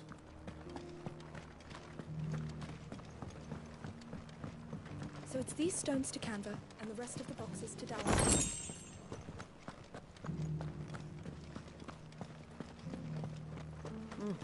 Not a scratch on them. Have you noticed the Elder has been coughing less?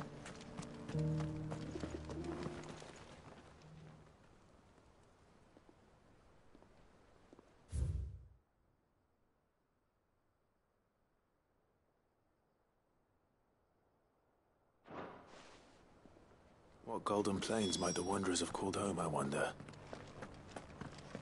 Decent quarry's been hard to find since the sky's turned. It has indeed.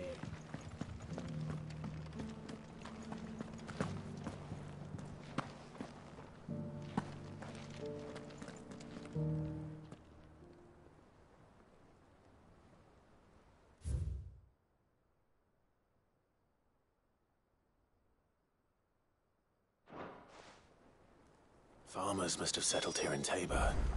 I should speak to the old scholar before I forget everything I've read. The engravings were in good repair considering their age. Oh, would that I could have seen them for myself. Come, don't tease me now. What did you learn of this place and its people? Let's start with the engraving to the south, shall we? What did it say? Guardians of the Crystal, the first stones of Tabor, sacred hold thy noble blood, till ends the mother's labor. I'm pretty sure that was it. Fascinating. It would seem the founders of this city were descendants of those fallen charged with protecting the mother crystals. But whatever could have driven the Guardians so far from their sacred charges, I wonder? The engraving to the north is next, I think. Wanderers of the Golden Plains, lay your roots in stone. With pride recall thy noble past, and make these rocks a home. Or, I think that was it, at least. No doubt you're right. There are vestiges of nomadic customs in Tabor its guardian roots could never account for. This is proving most enlightening. Now, for the final stone.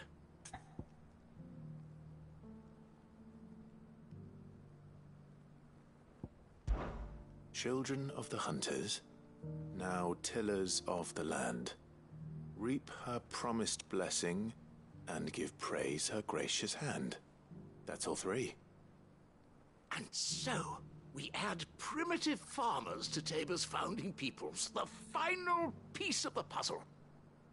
3 engravings, one for each of the 3 peoples to have settled Tabor in ancient times. Guardians of the Mother Crystal, wanderers from across the plains, and last but certainly not least, hunters turned farmers.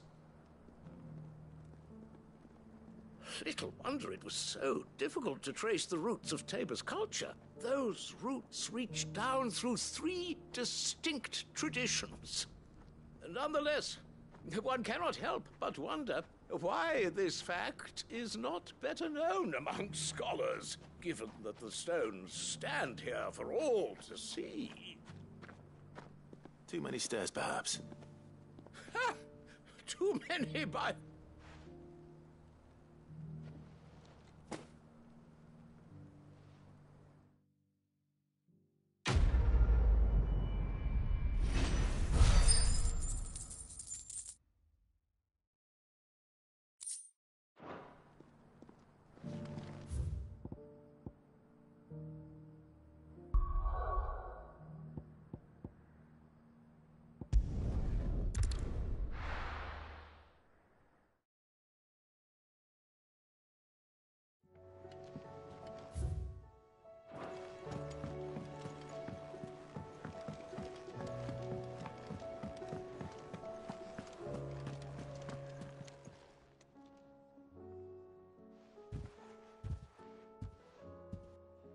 Nothing like a dish of cold vengeance to foul the gut.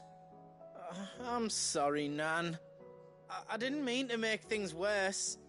I just thought I had to protect you. Like you've protected me. Aye, well, someone had to. Your parents certainly didn't give a whit for your well-being. Reckon the both of us would be worse off if I'd not taken you on. You've always been me right eye, Goots. And I'd have you stay that way. So don't you dare go looking for trouble again. Well, I will. If you ever need help, I'll do it again and again, and you can't stop me. Why, you big lump. Fine. Play the hero if it makes you happy. Thanks, Nan. I won't let you down. There's nothing he wouldn't do for you. That's as maybe. But if he's ever to make his own way in life, he'll need to start looking out for himself as well.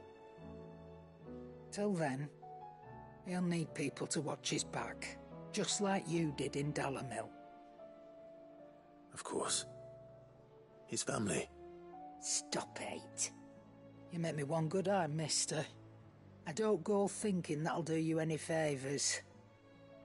A potion today'll cost you the same as it did yesterday.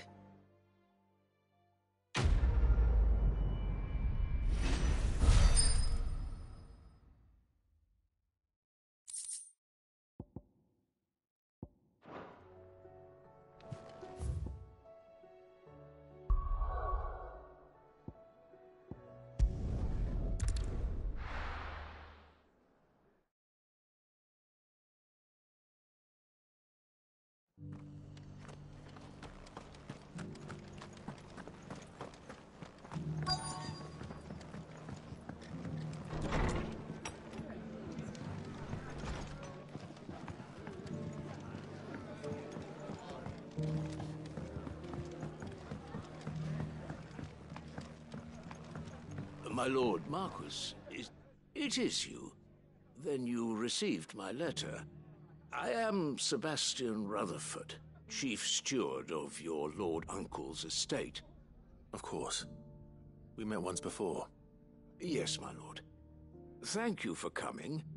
And what was so sensitive that you couldn't put it in writing? 1,000 apologies, my lord. I did not mean to offend. I merely... It's all right. Continue. I am here at Martha's Rest, at the behest of your lord uncle, tasked with learning what I am able of the realm's current state of affairs. And what I have learned is grim. The fall of the Mother Crystals has left Storm in a state of utter disarray. The subsequent darkening of the heavens has only made things worse. Akashic attacks, once unthinkable, are now commonplace.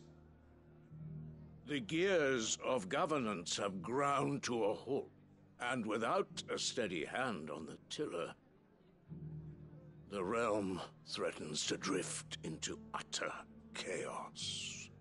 Your Lord Uncle, however, believes there is a way to avoid this fate, and is determined to see it set in motion.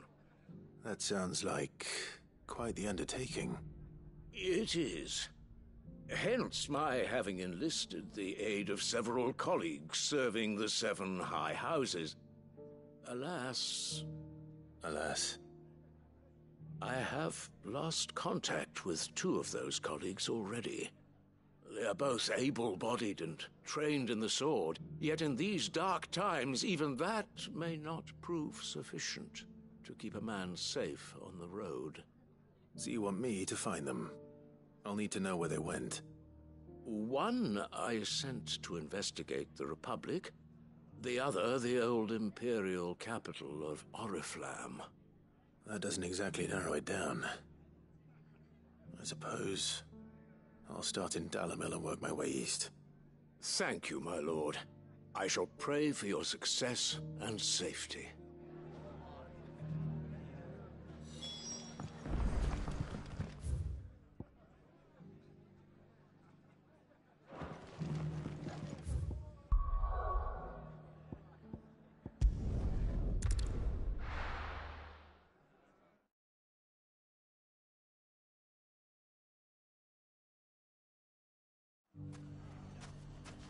It's not going to be easy finding one man in a republic.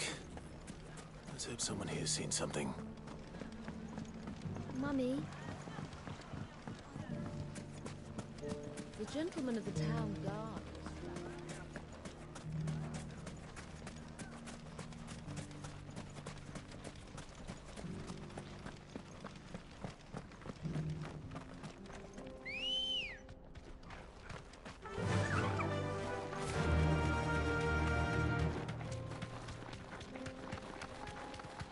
Someone's got himself in trouble.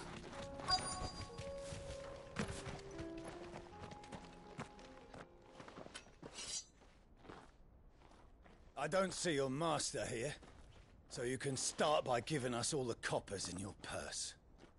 I already told you, I have nothing.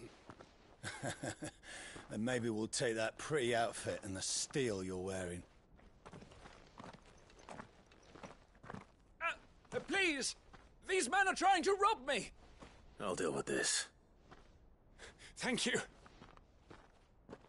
You that one's master, then?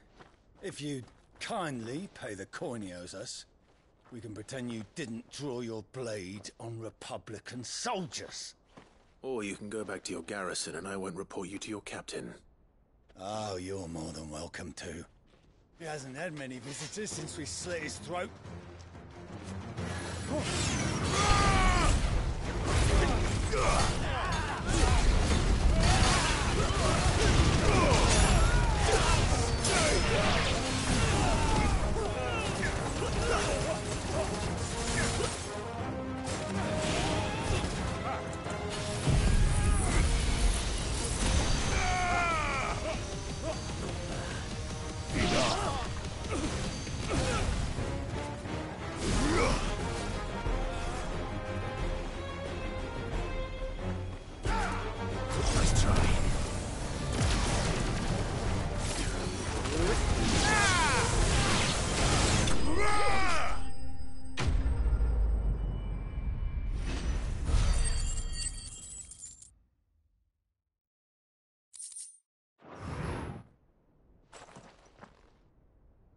I'd expect as much from Hugo's faithful, but these were men of the fist.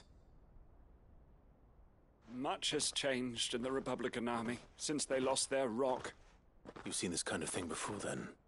Many times. I was sent here to observe the situation.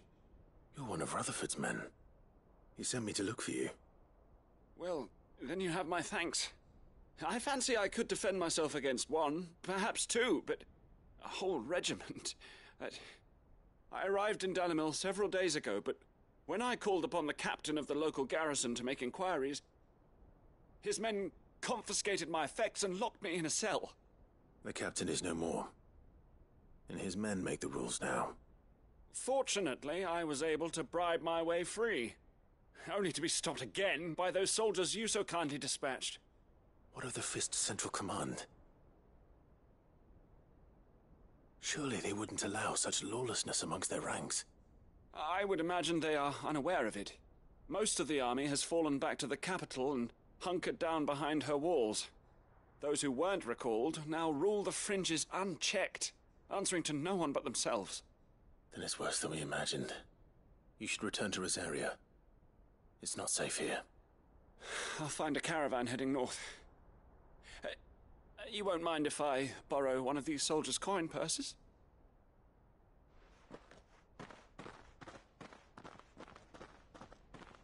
Not at all. Now, to find this second associate of Rutherford's. If he was bound for Oriflamme, I'll start at Northreach and see if I can pick up his trail.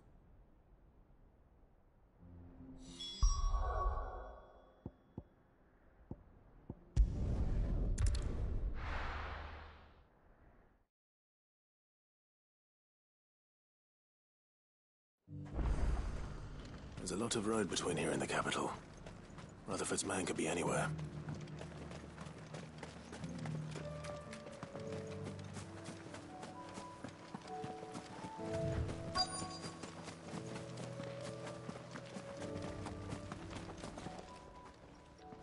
What happened here? If you're with the others, they've already relieved me of my belongings. I'm not. I'm looking for someone who was sent here by a man named Rutherford. And then you found him. I'm Alistair Rockford, attendant to the Lady Ariane of House Wellesley. Of the 7 high houses of Rosaria. It's been a long time since last I saw my great-aunt. Is she well? My Lord Marquis? Yes. Yes, she is. The Lady Dowager has granted me leave to assist your Uncle Stuart. I was on my way back from the old capital when I saw some villagers being robbed on the road here. Bandits? They looked more like field hands, but it didn't matter in the end. I did what I could to help the victims, but all it earned me was a pommel to the temple. Which way did they go? South, toward the gate. All right.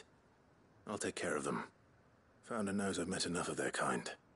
You head back to Northreach, visit the Vale, tell them I sent you. Thank you. I shall. Founder be your shield.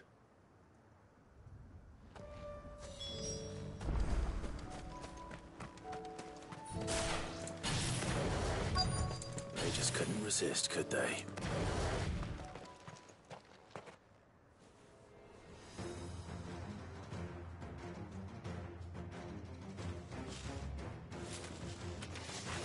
This one's ours, pretty boy.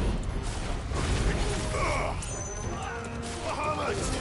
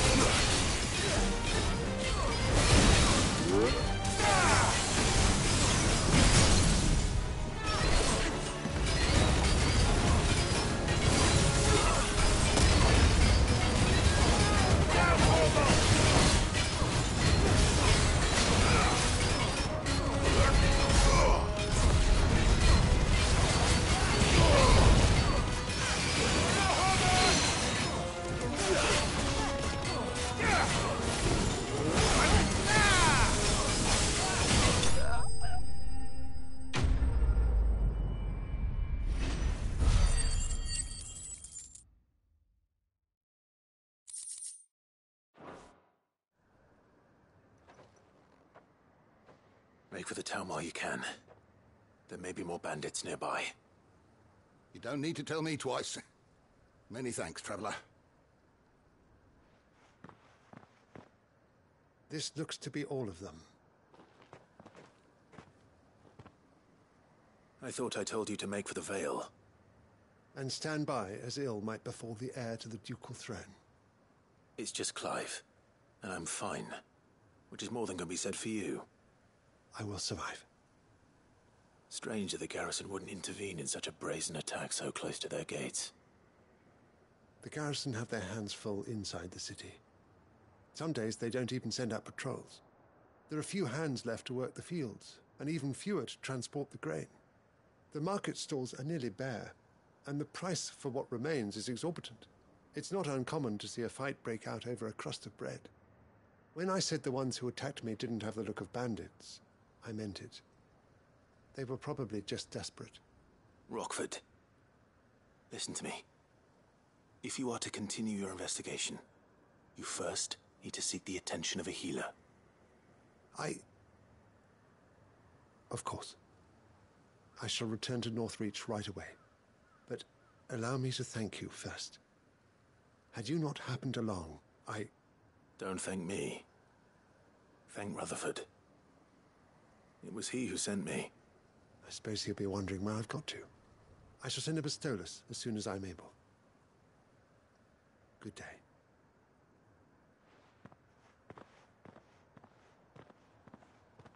My uncle certainly has his work cut out for him. I should go and tell Rutherford that his colleagues are still in one piece.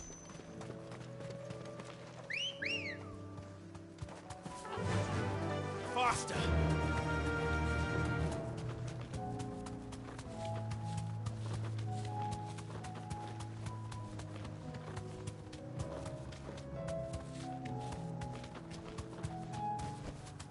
That'll do, girl.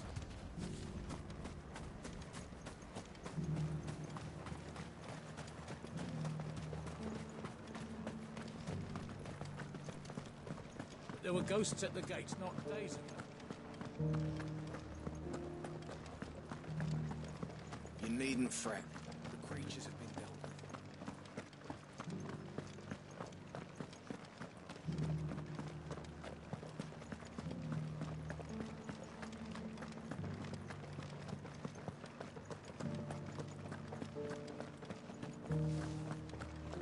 To the meadows, then.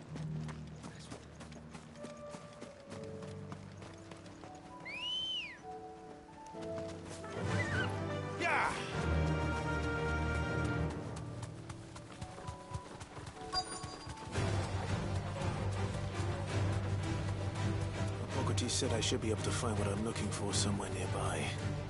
Bright blue dragons and bright yellow flowers. Should be easy enough to spot.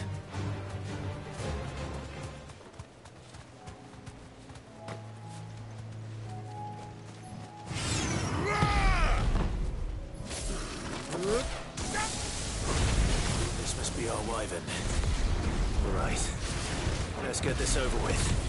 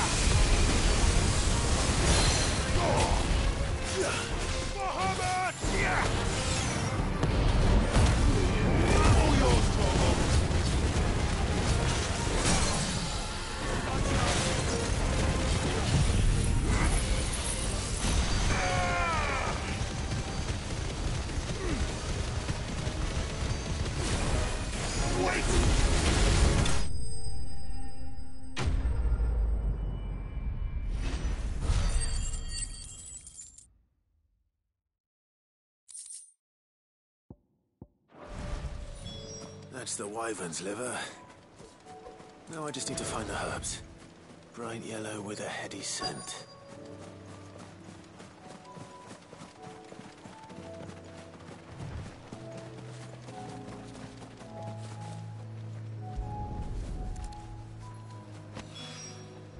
I think that's everything Molly needs to resurrect her.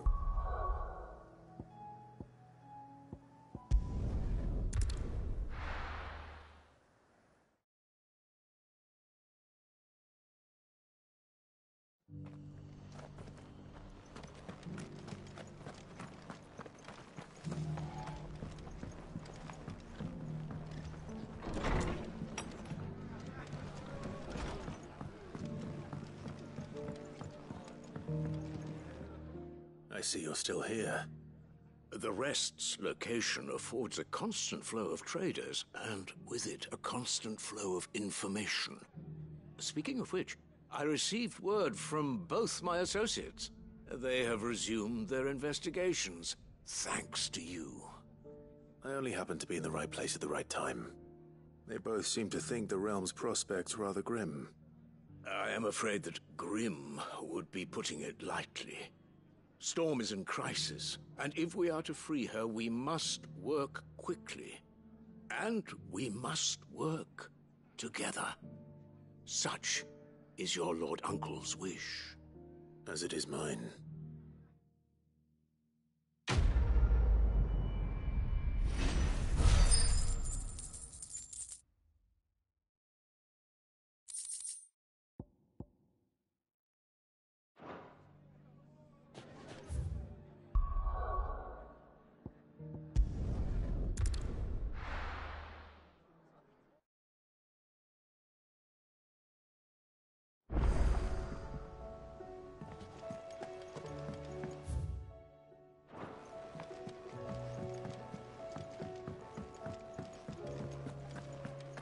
Seems the hideaway's lost it.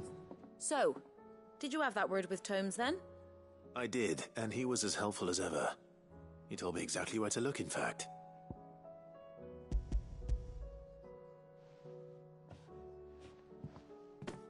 And what precisely will I be cooking up?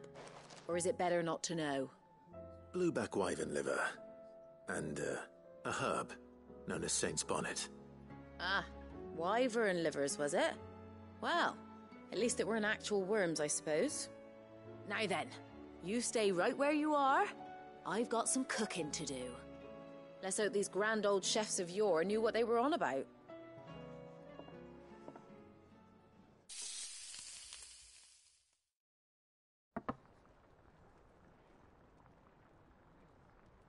And here we have it.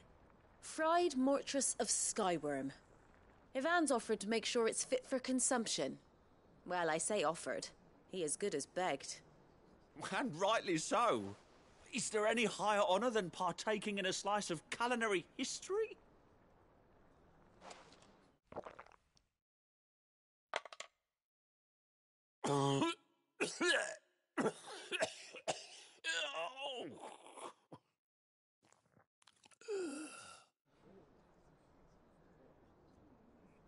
So, not fit for consumption then? What witchery is this? The crackle of the crust gives way to an almost violent richness. Yet, it is the piquant kiss of the saint's bonnet that tames this savage dish. It is a tour de force. A force of nature, even. A maelstrom of flavour and sensation. A graceful beast emerging from centuries of slumber. I think he likes it. Well, I can't quite tell with all that nonsense he's talking. But I reckon you might be right. It was decent then, I take it. Decent? It's remarkable. And I defy any man to say a word to the contrary. Sid, might I suggest that you command a party of your finest men and women to procure a dozen blueback wyverns forthwith? I'll give it some thought.